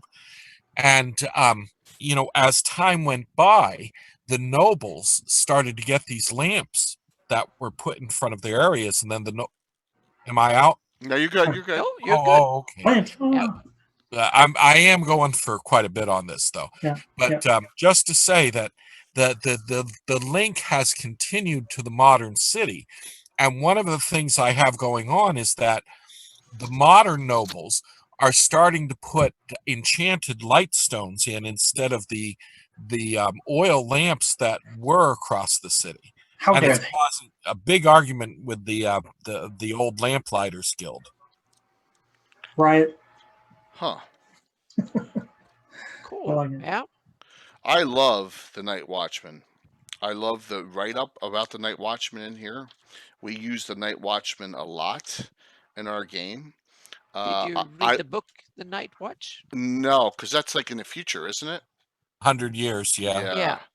I'm using it right from here to Guild, talking about Garvin. So Garvin Ambus is the guild master, and Walt has a character, a cleric bounty hunter, half elf, who's the deputy guild master of the Night Watchman now. He's in the Iron Brigade, and the thing they say about the Dark Men is that they're most commonly gnomes. They're gnomes or half elves because they want that dark, in first edition, second edition, they want the infravision capability, so that the Dark Men are the ones that are really, you don't see them. So if you see with the Lamplighters Guild, you see a Night Watchman walking behind him or near him, there's a Dark Man still somewhere you don't even see. You know, I think that's great concept, and it's kind of like, don't they have special police specials in San Francisco? It's similar because this is an independent organization. This is not It's a guild. The Night Watchman is a guild. It's not They have a their own stations everywhere. right. Well, Right. Yeah, they do, I except for in the slum quarter. They have them on all stations, but all sections but slum. I mean, you have to understand the city is far beyond guilds. They have trade unions. They have, Yeah. they are very, they might be medieval fantasy, but they're very advanced as far as their kind of organizations within the city. It doesn't represent a real kind of medieval fantasy city. It's a fantasy city. Yeah, it's kind of an evolved fantasy city where With fancy races and So one other thing it says in here: the Night Watchmen have a special license from the directing oligarchy to carry weapons openly in the streets, in the city streets. So yeah, they wear light blue tabards bearing the cudgel symbol of Saint Cuthbert. So Nice. See, now think what that means. That means that in the city of Greyhawk, your adventurers and such are going to have either hidden or bonded weapons. yeah, you Um, can buy in my game. You can buy a permit, but it's very expensive, and it's per weapon, not for all your gear. One item, and it's super expensive. My guys know it in the course of the role play aspect. You I know, love the criminal code of the city. the what? The criminal code is awesome. Criminal code. Yeah, the criminal code is really cool. Mike, you want to talk about it a little bit? Not so much about the criminal code, but I will talk a little bit about the guild of what is that? Lawyers, scribes, and accountants. Because my players hate the criminal code and all the lawyers and stuff. They probably took more money from my players than any villain ever did. that's great. Sir Anton and Judge and just I hauled my players in the court so much they hated it. That was before I worked in criminal I justice. was going to say, now you. Now I work in criminal justice. The ironies. Yeah. The ironies of stuff. But that's great, and it does it if you have adventurers and you're doing a Greyhawk campaign, trying to stay within the boundaries of the law, that's a tightrope there. That's very cool. I've actually had two instances where I had players incarcerated in the prison in the city. One of them, they deserved it. Coincidentally, they were members of the Ostlers and Brewers Union. Oh. So they got drunk in public and had a brawl. They were their beer was called the Blood of Heroes, and they were making like the movie. Yes, just like the movie.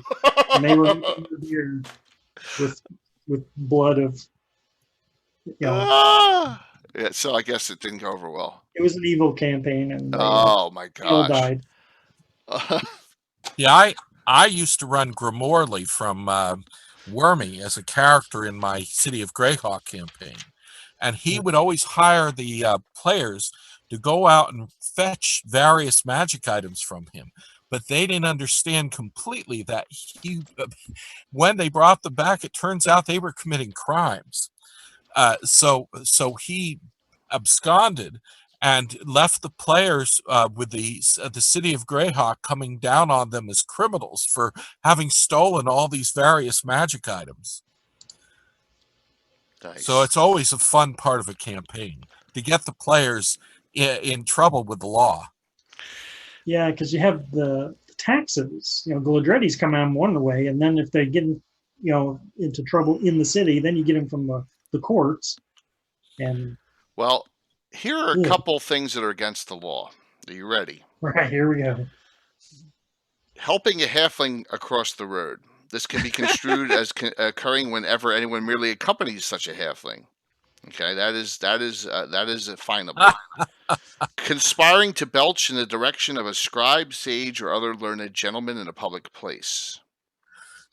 Fondling a duck or related waterfowl on the processional. Oh, yeah. Good time. Zaggies. Yeah, Eating carrot fruit on a star day when there was a Y in the month. And the last one that's listed, conveying vegetables in excess of 1 grommet upon one's person in the presence of an elf or person with similarly pointed ears.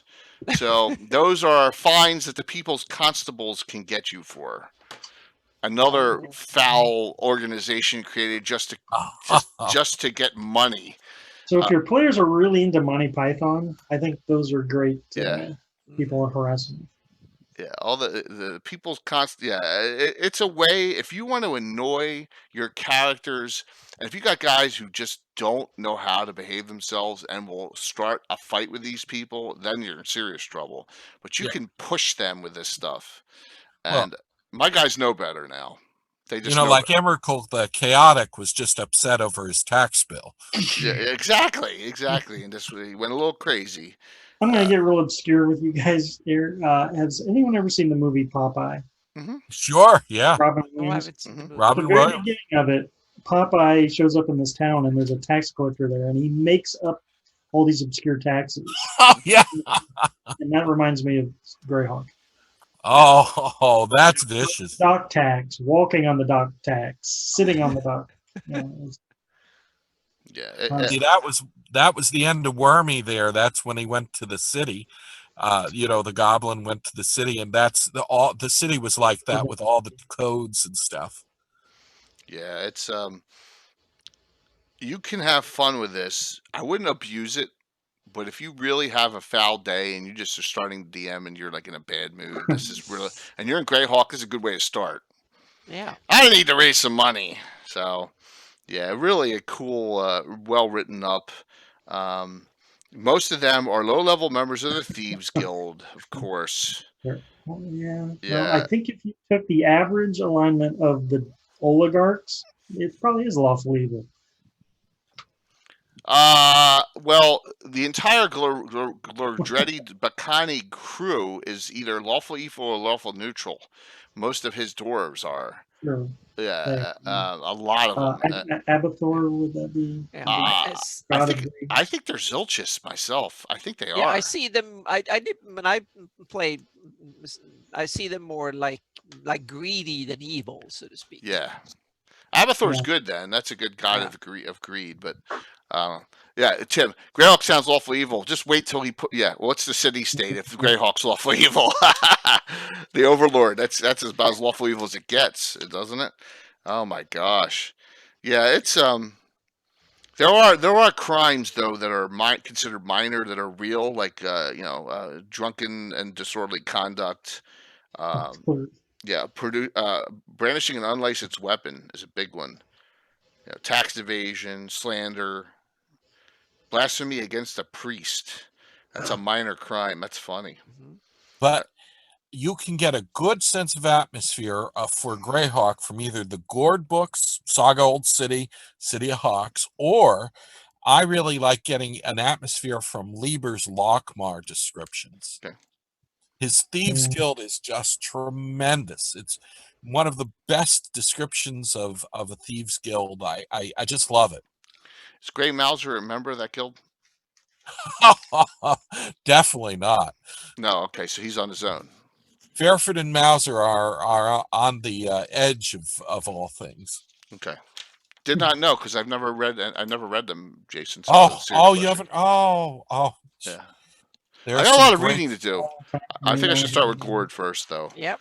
So, like I said, I got quarantine times. Now you have the chance. What I remember is that they would always go on Fafner and the Grey Mouse separately get sent on the same mission by two different wizards. Yes. They had opposing Patreons.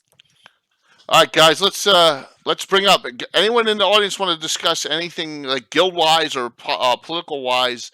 Bring up some questions or some points you love. We'll discuss them as we bounce around a little bit here in the last about 20 minutes that we have before announcements. But Anna, what do you any other points for Greyhawk you'd like to bring up? How many courts are there in Greyhawk? That's a good question, Tim. I don't know, but there are a lot. That's a good question. I don't know. Yeah. I would say dozens. Dozens? Wow. I would think so. Yeah, I think they're all over the place. Each city quarter has their own court, you think? Or I don't think. I would agree with that. Yeah. You think so? A lot. Yeah, back in the day, I think a lot of big cities have had like courts in each quarter. So Old City, because they took the scum from the slum quarter, they didn't want them in the upper side of town. They wanted to deal with the locally, so to speak. So yeah. I mean, because I know the constables collect the money themselves, so I don't. There's also the They city work on provision. workhouse, you know. Yeah, the Yeah. blockhouse. Yeah. Yeah, and if they need labor, then they go out and grab some. So yeah.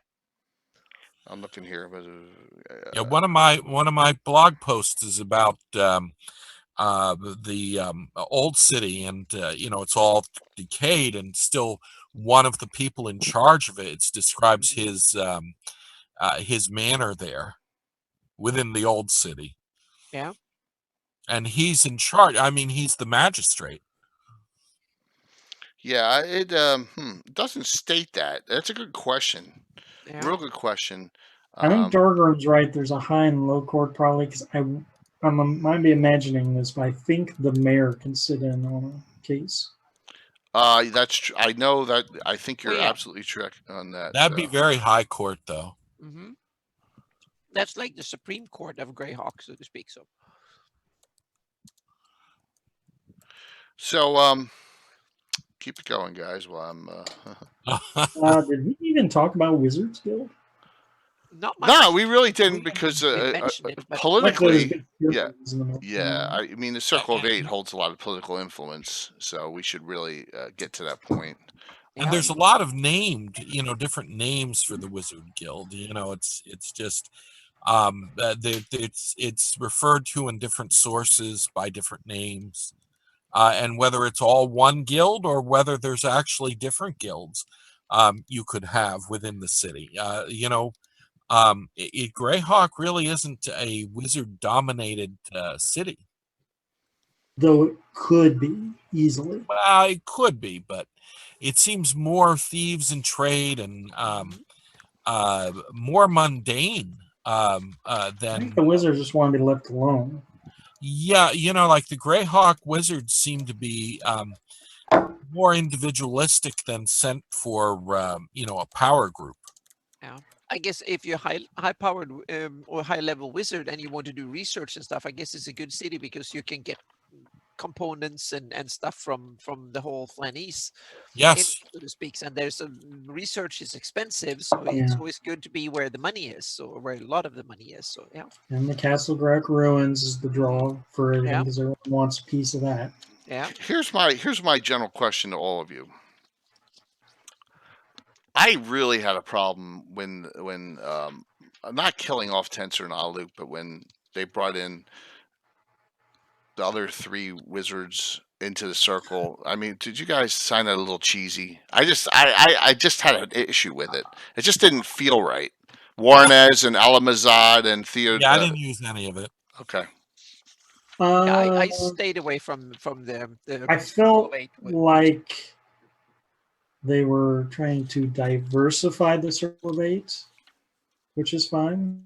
I liked Warren's. Warren's was already in previous stuff. Orcane's fantastic. Like a natural, promotion for him. The ones that they made out of, the new ones they made, about had the same traction as I did. They should just have had people leave it and then had new people join. Well, they did. Leonard will tell us about that with Lehman. Lehman was an original member of the what do you call it, the Citadel, and then he left. Yeah. So, good point. Although Leonard, would he even acknowledge that? I think he would. I think he. Well, we'll see. Yeah, we'll see next week. Yeah.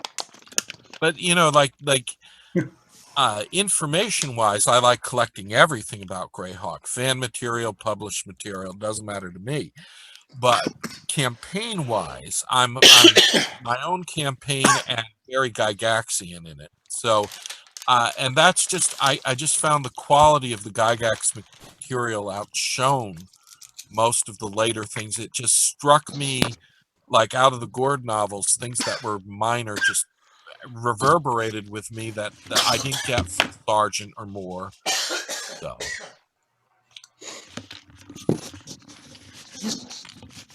I wish that they used the monetary system of the novels. Oh, the Iron Drabs, yes. I've used that to some. I use the iron and the bronze seas, the iron drabs, the bronze seas and stuff. And I've also rewritten. So my standard coin is copper common, and then silver and gold and platinum is used for high levels. Instead of having tens of thousands of gold, then it's just a few hundred platinum or a few tenths of it. Yes. So that's the copper is the copper common, because that's in the name. That's the normal, not the gold piece. The gold piece is something that a farmer would probably ever use in his life, so to speak. Yeah, and Gord described those platinum plates as incredibly valuable. Yeah. So I Yeah. use that. So I rewritten all the table what things cost in Pathfinder and rewritten them in using the Greyhawk. I skipped some of them, but I kept the iron drab, the bronze sea, the copper common, the silver noble, the electrum lucky, the gold orb, and the platinum plate. Those are the ones I'm using. There are probably a few others in there that I forgot, but No, that covers it, I think. yeah, that's those are the ones I'm using for, and copper common is the standard, so to speak.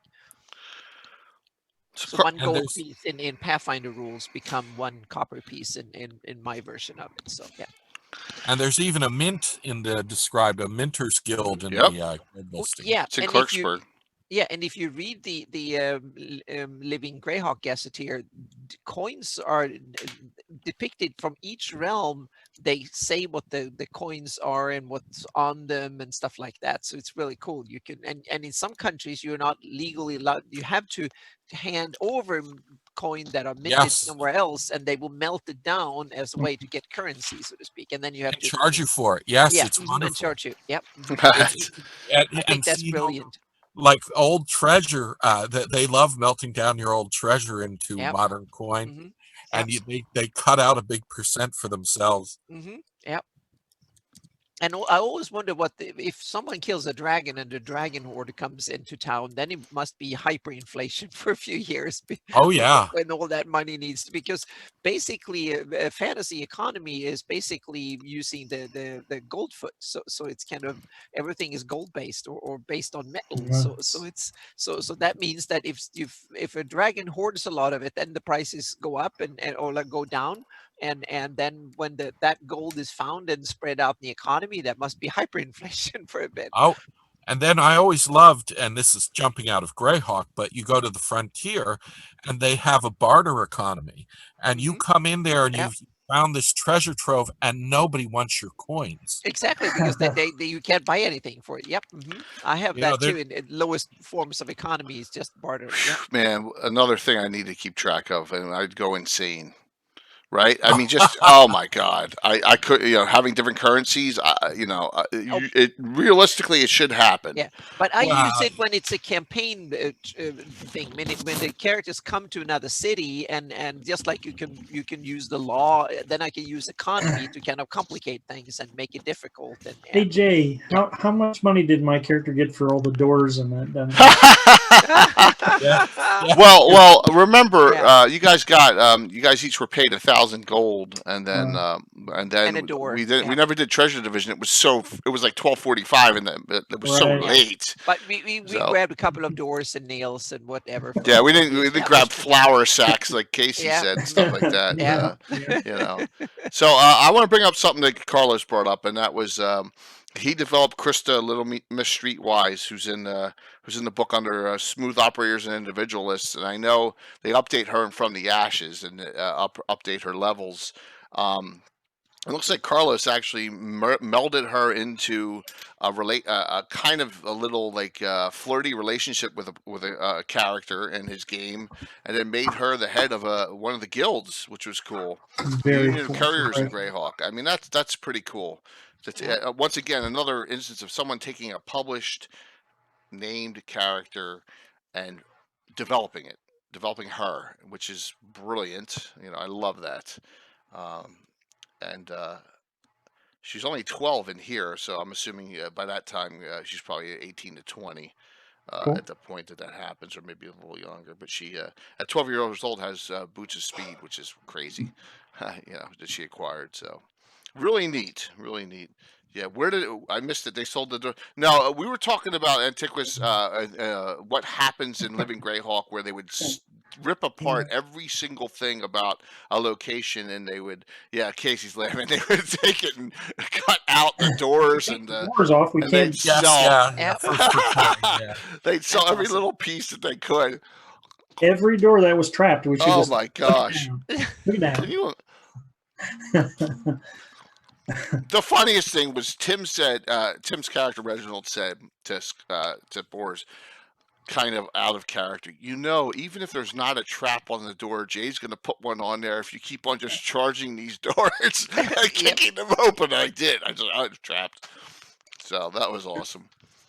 Yeah. So I can imagine, Carlos. That's fun though. It was probably a harmless flirtation, which is always a fun thing to do in the That game. is awesome. You do not need to go in, and this is where I think a lot of people lose it. You do not need to go into graphic sexual content to get your point across in relationship building in a D&D game. You don't. You never need to go there. It's all the innuendo and the flirtation and the courting and all is more than enough to get a point across between characters. I think, do we all agree on that? Yeah, I run a game like that, kind of like a 40s movie. It's there's stuff there, but they don't say it. Yeah. So and that's what we don't need to go beyond that. It's for the sake of doing it at that point, and I don't need that. None of us need that, especially with streaming. We don't need that. We all saw it happen to a big name DM a week or so ago. What he did. Oh yeah. Let's not even go there, but I'm just saying it's ridiculous. That's the way to play the game. And uncomfortable is good to feel, Carlos. Right? It's good to feel a little uncomfortable with the character between the NPC and the PC. That's a good feeling. But when you have a problem and it gets beyond that, then it's not. So very cool. So I would currencies, back on currencies, man. Just something else to Well, it's like languages. God. It gets very hyper involved. Yeah. And if you're writing stories, it's good. If you're playing the game, it can be such a slowdown that you just have to not do it. You have to take the Stargate, everybody speaks English. Yeah. But I insert economy as a campaign plot and complication at times, because it's one of these, just it's like a form of encounter that causes problem, and they have to kind of solve it, and all of a sudden they're in trouble because their money is not worth anything, or if they start paying for things, then they become obvious that they're from somewhere else and stuff like that. So that's another racket in the city, is the Guild of Money Changers and Pawnbrokers. yeah. Yes. Yep. And Players exchange have rates. money. Exactly. Yeah. They want to, And money then next thing you changers. know, you owe the Thieves Guild thousands of gold. I remember the first DM I had in the second one, the first really good one. He took us, the money lender and the money exchanger, whatever. He was devious. We hated him so much that I think we went murder hoboing on when we leveled up. We killed him, and I think so. So that was probably the first evil act we did when we were like 15 years old, and we got so pissed at him. So yeah. He even used a local businessman in the town where I grew up, and everybody hated him. So he rewrote him and as that guy, so to speak. And we it's him, and everybody went murder hoboing. See, I don't feel bad now, Anna, that you told me that story about the Facts of Life girls. So I don't feel bad now. Yes. No, don't feel. We were like teenagers, so we didn't know better. So yeah. Yeah, that's cool. Yeah. I mean, it's like there was this thing in the Big Bang Theory where the one character selling off all his collectibles, and the guy buys it for hundreds of dollars worth of stuff, buys it for $25, and immediately starts trying to sell it for hundreds of dollars. That is the world. That's the actual. There is no bottom point to wholesale. So if you want to sell stuff, there is no, like, if they're going to buy used or even magic weapons or things, the guide gives you these ridiculous things, and the reality would be the guy's going to lowball you, try to outdo you, trying to get pennies on the dollar, and that can be a real good point for the campaign, for the characters to explode. They come to Greyhawk and find that none of the merchants are paying much for anything. My players now have gotten used to a barter economy when it comes to magic items. Unless it's like potions, they know that I'll only trade my items. I won't let them buy them because the economy is stupid. Now, one of the things that I do is I've been trying to develop a price for monster parts. Oh, that's always fun too. Well, So wow, for spell components and stuff, or for oh Yeah. yes, potions? spell components. I've gotten part 1 done. I'm using Kenzerco's Encyclopedia Beast. yes, because they give part of their ideas Oh, the idea that great. you're Playground you're Adventures have one too. That is creature Nice. components. I wish I Fantastic. owned that book. Yeah. I heard it tells the use of every monster. yes. Yes, Yeah. I have the 8-volume set from the original. Oh my god, That's cool. done in AD&D, not That'd be the fun. new whatever Yeah. 8 version. volumes. Yeah. Oh my yeah. gosh. Playground Adventures have creature components. I think there are several of them. They're for 5e and Pathfinder, so they're that's- doing basically the same thing. See, that can be a big thing in Greyhawk where Yeah. you have this Mhm. demand. And so, Guild of Butchers. yes, Greyhawk is the center for all these goods, rare components being shipped. Because in my Verbank campaign, in Verbank, they're selling stuff, but the prices in Verbank are different from then the prices down in Greyhawk. No, I think it's against the law in the city of Greyhawk to own medical Ooh. Now we- anyway. Mike, you But- zoned out too. Yeah. Now it's your Oh. turn to go. Yeah. Now Oh, you're I thought back it was again. me. No, And- Mike You're did back too. again. It's all over Twitch tonight. Monsters. I'm Yeah, just saying, yeah, you know, yes, for part of harvest. Yeah. Yeah, Malden, I agree, Dennis. So, there's nothing better than a shop to buy something and it never be seen again. That's a great thing to get powerful items out of the campaign. Yes, yes. Yeah, definitely. Get that gold piece value because you have to find something to buy. You're gonna have all the gold in the world if there's nothing to buy. It doesn't matter. So, Well, I mean, somebody was mentioning this about something else, but having your characters develop a place to live in the city of Greyhawk is a great way to soak money out of characters. Yeah, I- real estate is expensive even in fantasy world. Yeah. let's bring up that point because it's politics discussion. I know it's in here somewhere.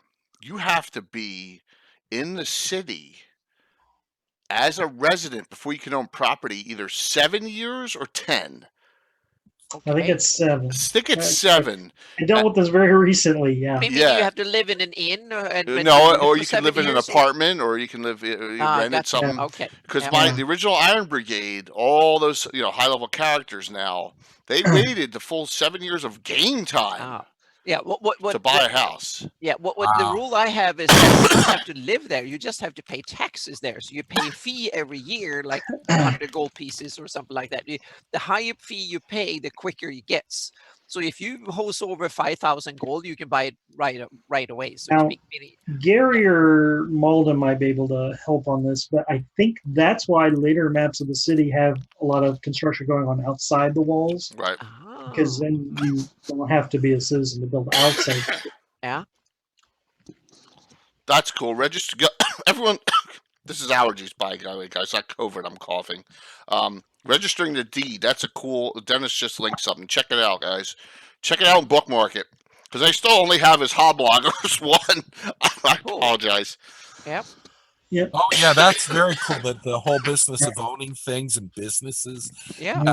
they can be very distracting for your campaign. Yeah, I've done stuff like that, and in a lot of places like Greyhawk in particular, there you can buy citizenship. You just have a whole bunch of money, and you can buy citizenship instantly if you fork over a hell of a lot of money. But if you want to do it the cheap way and don't have money, you can reside there for years. Yeah. My that's how I most done it. recent campaign I was running on Saturdays before the COVID crisis, I gave my players citizenship as a reward instead of money. Mhm. And- One of my Oh, really? Oh yeah. Mhm. They Yeah, do a like good my deed, then it's cheaper for a noble to hand over a citizenship than to actually hand over treasure. Beautiful. So that's why they give titles and stuff. It's for free, so it doesn't cost them much more than problems down the line. So one of my inventions is that they get titles, and then after a while, the one who gave them titles want to get rid of them because now they're a problem. And so yeah. like my one of my campaigns was a year and a half in the city of Greyhawk, and we never left. We just did stuff in the city. Yep. So much. And there's so much you can do. I love the city. I love city adventuring. I'm trying to turn Altamira into that, but I need a map. So I'm still working on that. So Gary's like, you should publish all this stuff about it. I was like, I don't have a map. I can't. I have a drawing. I got, and I was like, you keep sketching on it, so you have more and more detail. It doesn't even look good. You just need to have the detail there for the map. I wanted to do a real Aster campaign one time. That is an interesting that would have been like that. Yes. But I would have modeled it just off the city Greyhawk, but instead of having like one Thieves Guild, I wanted multiple gangs. Yep. Yeah. Yep. That's another interesting of these mega city in Greyhawk. Yep. Yeah.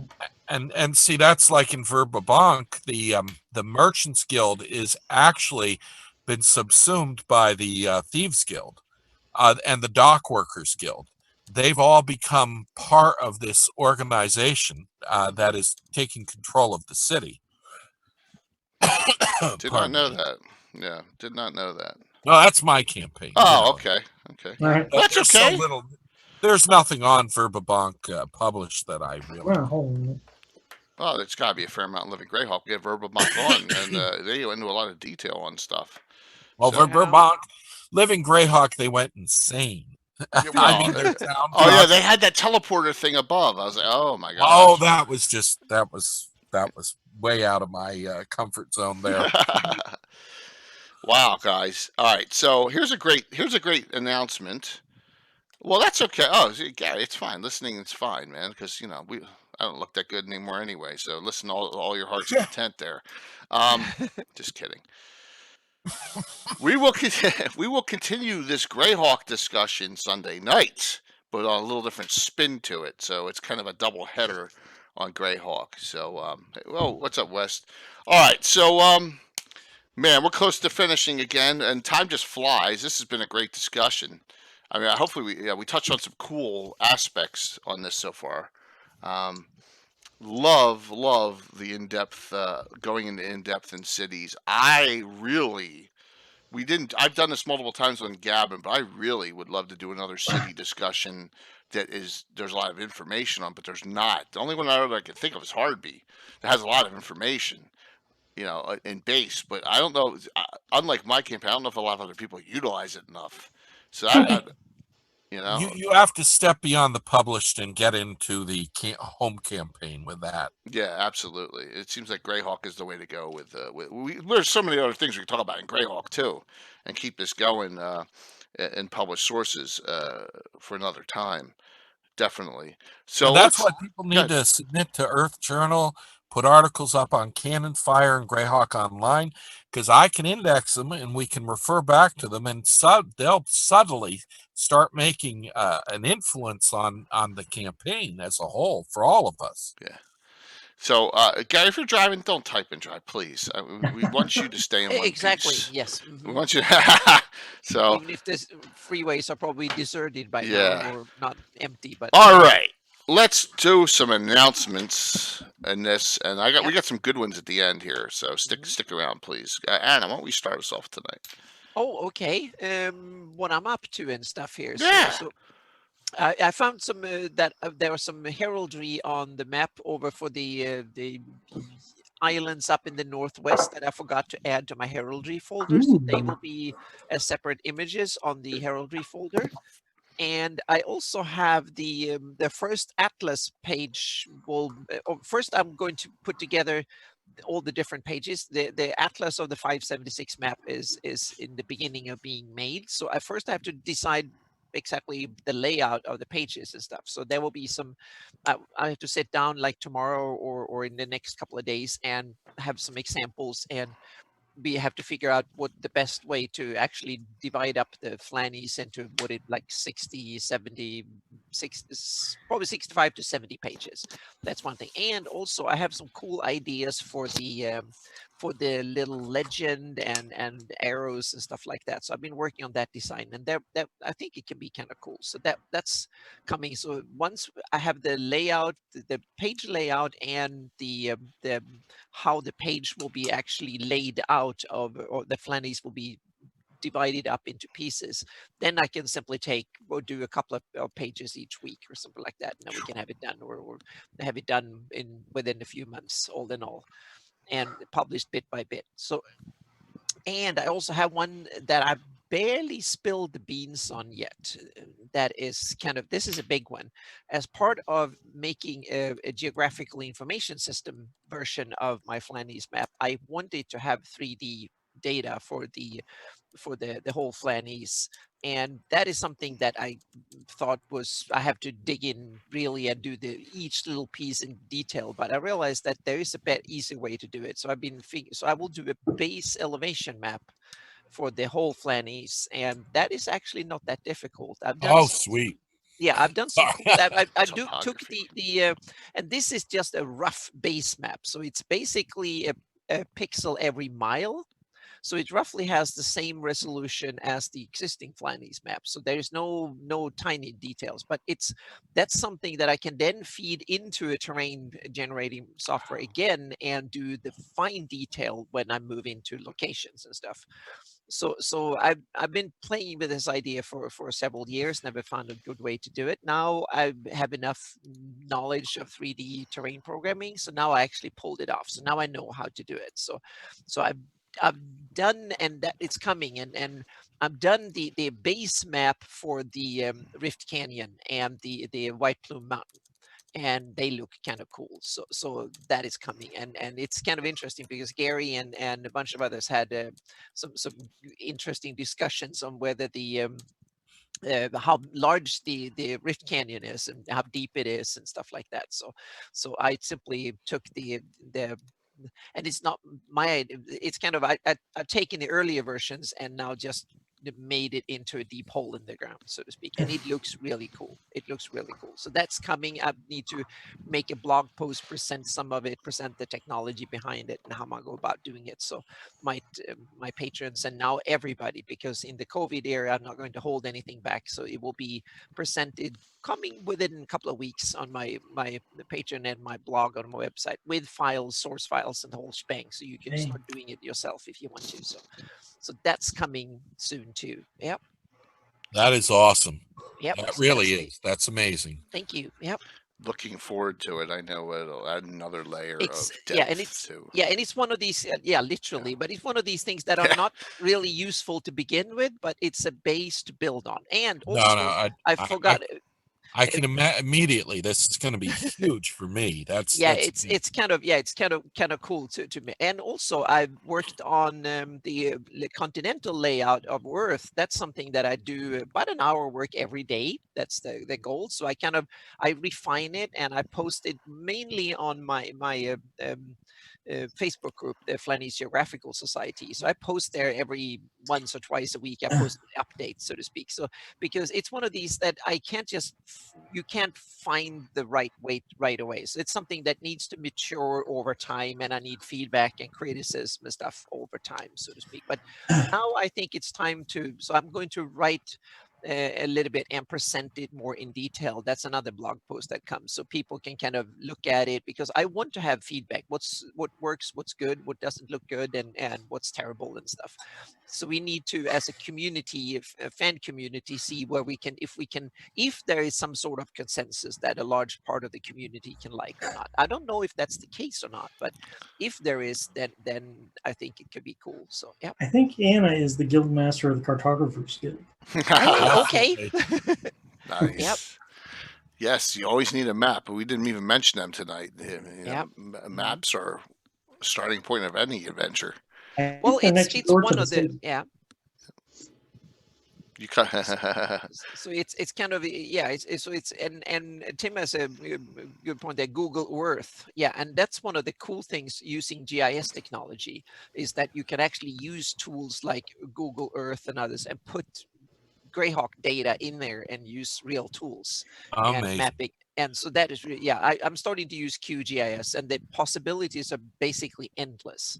The problem with GIS is that you need the base data. If we use the real world, we would just import real world data. But now the problem is that we use Worth and the Greyhawk setting, meaning we need to create the base data so people can put their own towns and their own roads and their own whatever on there. So that's the basis. So it's kind of a tedious, and it will take a couple of years to make 2-3 years probably at this speed to make a good base set, so to speak. Then I will have the current map and then some imported and made a GIS version of it. And that is cool because you can package the data so people can just download a file and then go in and edit it themselves. And you can also put it in a database server on a web server, and you can do so many cool things with the data. And you can reskin it. You can make it look the way you want it. You don't have to have it look the way I do. So there's a whole bunch of possibilities with the GIS technology. So that's why I want to move it over. And the one coming after that is game engines, and game engines can use the same data. That's one of the beauties of this, meaning I don't have to do the work twice over, so to speak. So that's the other thing I'm also in the works of learning and figuring out and finding the right people to help me with this and collaborate with. So yeah, awesome.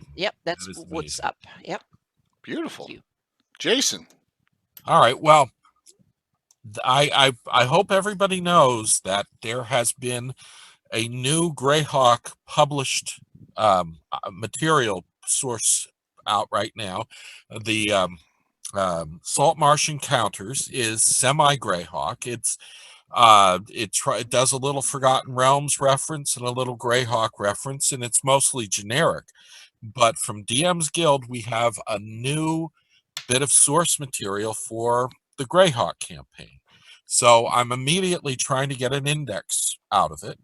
And down the road, what I plan to do is it's a small book, about 22 pages, and it covers a whole bunch of encounters, but it only gives mostly a paragraph blurb. So for my blog, I want to take these blurb ideas and expand on them. Nice. And go bit by bit and just expand these Salt Marsh encounters. Yeah. And I just want everybody to know there is through DM's Guild a new bit of Greyhawk material coming out there. It's a thimbleful, but it's good to see something that is published. It's 5e. It's going to bring in people who are not aware of Greyhawk. And it keeps the setting alive, and I encourage everybody to look into it and just push it. Just go for keeping this setting going further. Great point, Jason. Yep. And it's free on drive-through too. It's a free download. Absolutely. Cool. Mike. So what have I got going on? Really, all I got going on right now is my blog, Greyhawkery, the unofficial sponsor of the unofficial Living Greyhawk. Nice. Awesome. Yep. I will soon be releasing part 3 of my epic I use Furiandi War. Yes. It's not looking good for the good guys. Oh. And I need to dig around in my old 2E piles of notes because I feel like I'm missing something. But I never numbered binders, and I should have, because I can never. It's always in the last binder out of 30 I look for something, right? Oh my God! You can number them now. Number them. Oh my God! Yeah. I don't even know where. Half of them don't have covers anymore. You just write a number on them, and then when you look at them, you start learning after a while. Yeah. But Mike, that's going to be exciting when you find it and put it out, because you don't want to. You don't want to tell a false history there, like, oh, I forgot this whole part, So I just cut myself. Isn't that stupid? That's all right. And I have to say a quick thank you because I actually have more patrons now than I had a month ago before this COVID thing became widespread everywhere. So I'm so grateful because you're literally paying the internet bill and keeping me that I can use Photoshop and pay for software and licenses and all that stuff while this is going on. So thank you so much, everyone who has a spare little dollar to give me per month. It's best awesome. Yeah, best keeps me $5 you going. can do on Patreon. Like I said, I have two. I do. Carlos's and yours, and they're the two. They're the two I do on Patreon. So, right now that's currently it. I'm just awesome. All right, we got a lot quick stuff here. Tomorrow night. Let's see. Am I going to link the wrong thing? I hope not. Now comes the buttons again. Oh no! See, I do this because I didn't really have time to even do the button updates. All right, tomorrow night, Old School 182E, The Fallen Abbey, Adventure 877. I can't take 100% credit for writing this up. It is a Creation's Edge Games one that I've shown a lot of people. These things are $1.50 each, and they're old school on there. The gentleman has written. I've reached out to Matthew Klein a couple times on Facebook. He's never gotten back to me. Try to get him on the show. I just I use a lot of these, and this is cool. It's on the Duchy of Ulick, County of Ulick border, and a dying elven druid pops in through a tree stride into Arathorn's Grove and attempts to find people in Altamira for something, and that's where we'll start tomorrow night. And if you saw the pictures of the burning buildings, you get the idea. It's not going to be pleasant. So that'll be tomorrow night, and the Night Stalkers, mostly of that adventuring group, the highest ranked group in Altamira, will be going. So it's not a low level adventure. It's like 7th, 8th, 9th level thing, and that'll be probably 2 weeks. So that's tomorrow night. All right, and then we go to Sunday night. We're going to keep this Greyhawk discussion going. I love for a certain individual that begins with M and ends with Alden to come on and give his version of Greyhawk at this time too on the show. And the invitation's open, but I'm going to do the Order of Ulick in Greyhawk City Sphere of Influence on Sunday night. I'm going to give my spin a little bit more on Greyhawk, the structure in Greyhawk, the political goings-ons in relation to characters that actually exist, like Selzik and any of the other high-level, like there's the Fellowship of the Torch, there's Krellin's Arrows, there's a whole bunch of other published source groups that the Order of Ulick works with, and so we'll talk about a lot of that. I'm looking forward. Yes, you like that. So that's what I'm going to give a little bit more of my campaign spin on it. Plus, we'll do some more published source discussion, of course, with all that too, and that'll be Sunday coming up on Gavin. Normal fun time, I think. And then the week after, I'm just going to link this up. Tim's adventure is Bishop, man. Thanks. You don't have to do that. That was awesome. My gosh, you know how many hero points you're going to give these guys? Oh my gosh! Thank you so very much. Let me give some to the monsters. So a week from Saturday is Tim City State of the Invincible Overlord, guys. Cannot wait to play in that. It's going to be remotely done, but it's going to be awesome. That's a week from Saturday. 2 weeks from that Saturday, I'm trying to get Casey to get a bunch of his Living Greyhawk guys, including Britt from Korea, to play in another Greyhawk All-Stars event. And that's why I'm probably not going to do Cobalt Con, because that's sandwiched in between, and I really want to stay married. Britt, that would be impressive. Well, he'd be playing in a Sunday morning, and that's the whole point. So thank you, Bishop. Really appreciate that. So that's what we're going to attempt to do. Now, next week's Legends and Lore, we pushed something up a week. Before anyone here got on, I'm setting up Zoom. And I typed the Discord Zooms up, and I look up, and I got to admit people now to the Zoom room. I look up, and it says Liam is attempting to connect. I'm like, holy shit. And there's Leonard on the other end of Zoom just chatting away, right? And Anna gets on. He's chatting away, So Leonard is coming. He told us Leonard's coming on next week, not in 2 weeks. All right? Leonard will be on next Wednesday on Legends and Lore, and we're just going to call it Q&A with Leonard Lakofka. And I'm going to try to, yes, it'll be cool, and it'll be officially the third time, but actually the fourth time Leonard's been on a show because he hopped on that one night just in the middle of the show with Anna, Brian, and me. So we're gonna have a fun discussion with Leonard. Probably you get him for about an hour of a 2-hour show because he really loses steam after that. I'm going to try and get another special guest on, and Carlos, if you could make this happen. Leonard has a request because Leonard thinks, Leonard is doing chemo now. Someone with the initials LG, he'd love to see him come on and say hello. If you could help facilitate that, that would be awesome. I'll try as well, but even if it's for 5 minutes just to come on and say hi to Leonard, he'd love to hear from Luke.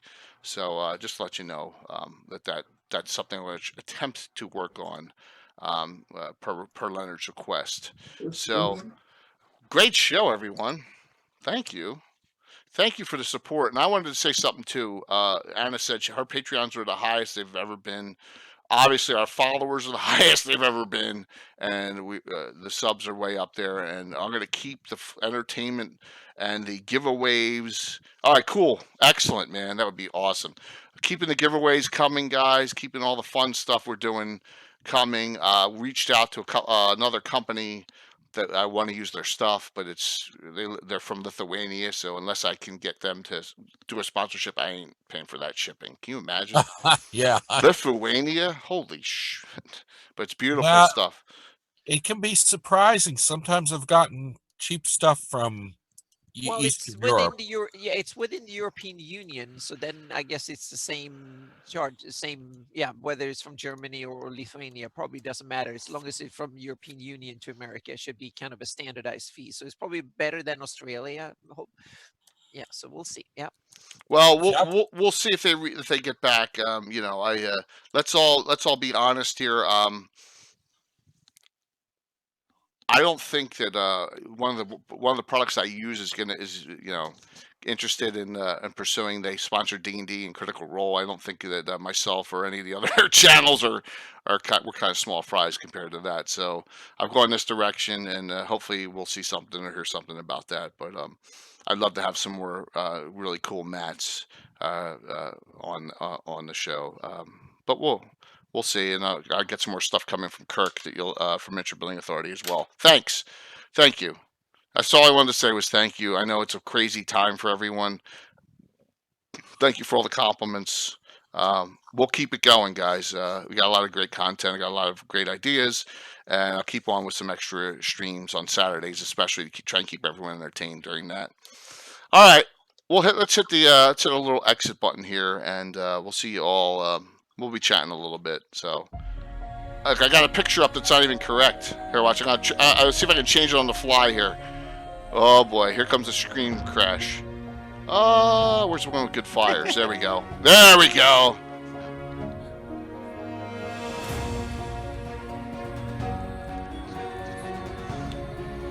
Yeah, we made it without any. Yes. So Jason, it wasn't too bad on the disconnects. No, it didn't seem as bad. But tomorrow, Friday, I'm supposed to get in that Ethernet USB, and hopefully that will take care of the problem. Then you will be in a high definition picture of everything. I hope, but I don't mind not doing the video. It's just I hate the stalling and the crashing. That's a good question. What we forgot, I tickled this. This car is that? Yeah, and I dug into. I saw that comment like 2 days ago, and I dug into it, and it's interesting because I got Paul Hewland in England. He wrote a summary of all the living Greyhawk information he had found for me, and that was included into it. So I simply assumed that it was part of living Greyhawk, and apparently it was for some material by someone there to be used in the living Greyhawk, but it didn't make it into any other modules.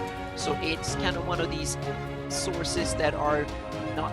It was not in one of the official modules, but it was in a source book that was by one of the triads were used, so to speak, and it was written down in some of that material, but never made it into the modules. So that's how it actually got on the map, and I thought it was cool, and it was an area that was nothing there, so I just put it in there. So that's how that got in there. So yeah.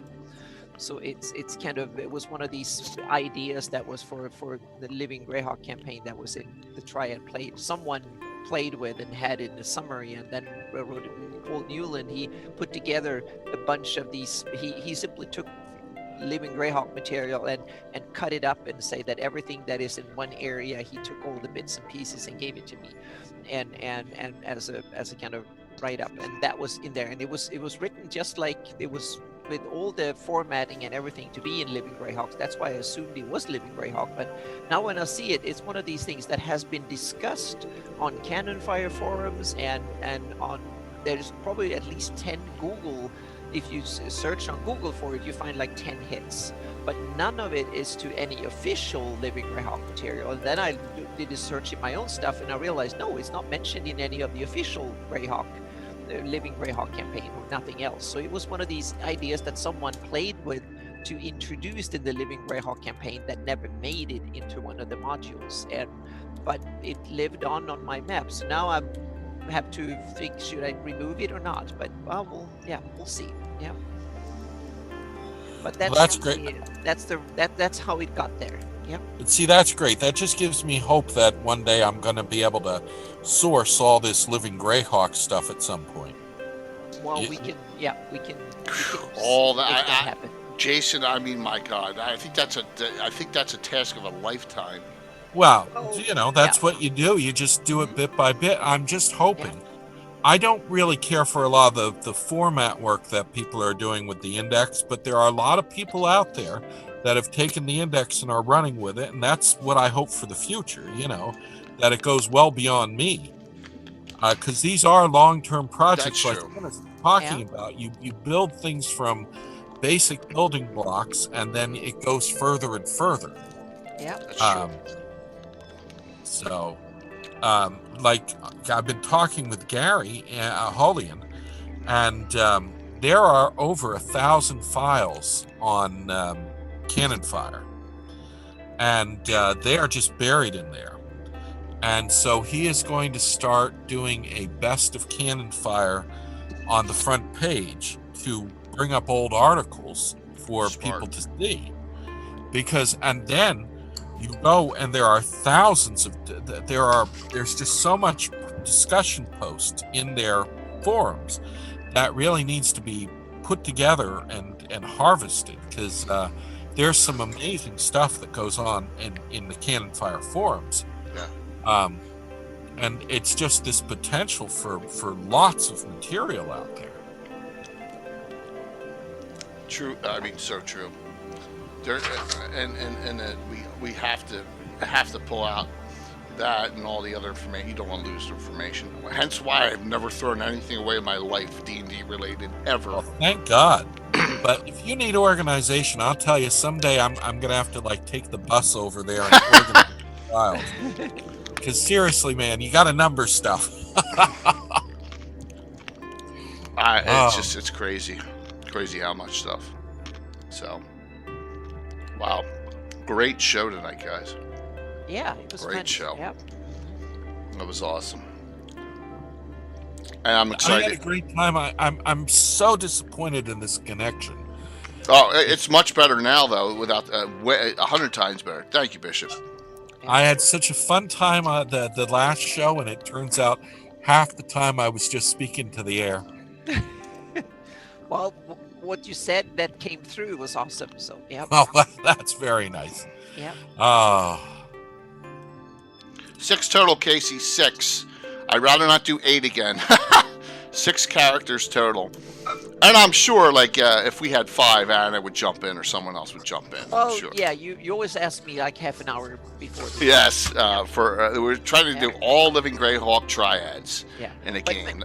That would be awesome. The funny thing is that I always plan to sit and do mapping while you have your shows, so that's why it's no conflict. And Beautiful. One of the good thing is that when people ask me to sit and type and answer email, that keeps me away from work. But actually sitting babbling, I can sit and doodle in Photoshop and do useful things while I'm gaming. So that actually is good. But to be on Facebook and answer emails and stuff, that keeps me away from work. But to actually sit and game and kind of I can still do a lot of useful work both in World Machine and Gaia and Photoshop. It's great. Yeah.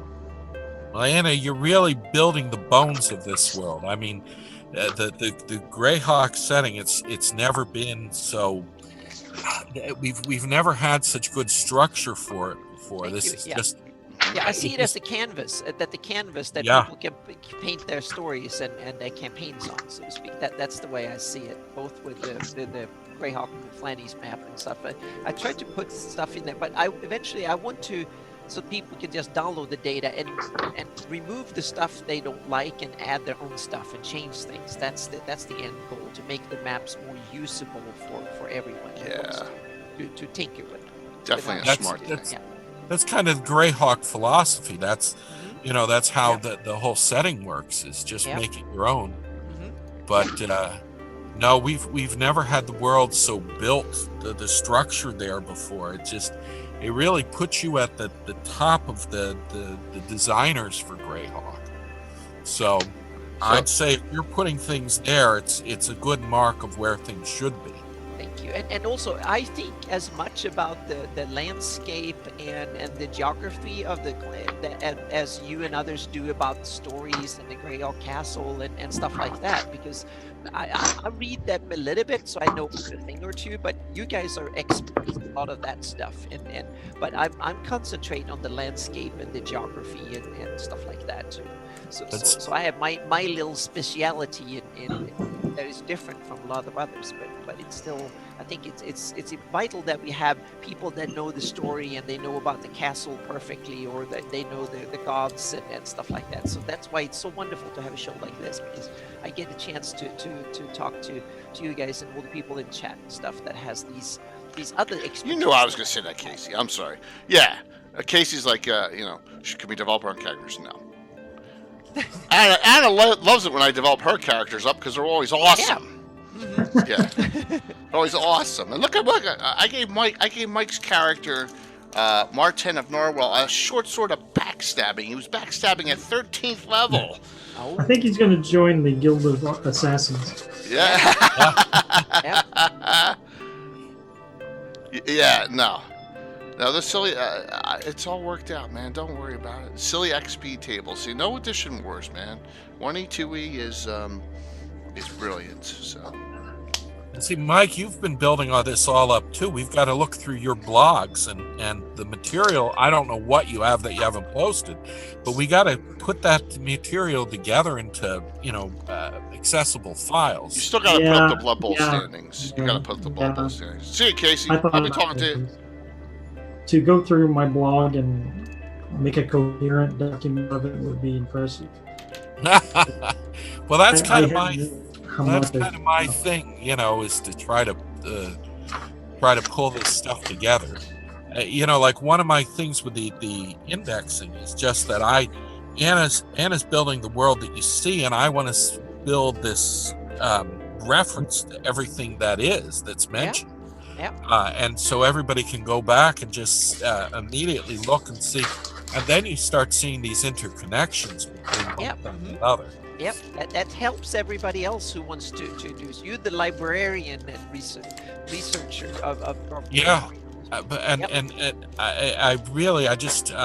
I love pulling this material together. Once you start seeing, these various references hook one into the other, and you see where things came in the different eras of Greyhawk, which person was using what they focused on, what Sargent did, what Moore did, what Gary and Eric Mona did. It's all right, everyone. We'll see you tomorrow night. See you tomorrow night, 7:30 p.m. EST, EDT. We can keep chatting offline. Talk to you all soon. Bum, bum, bum.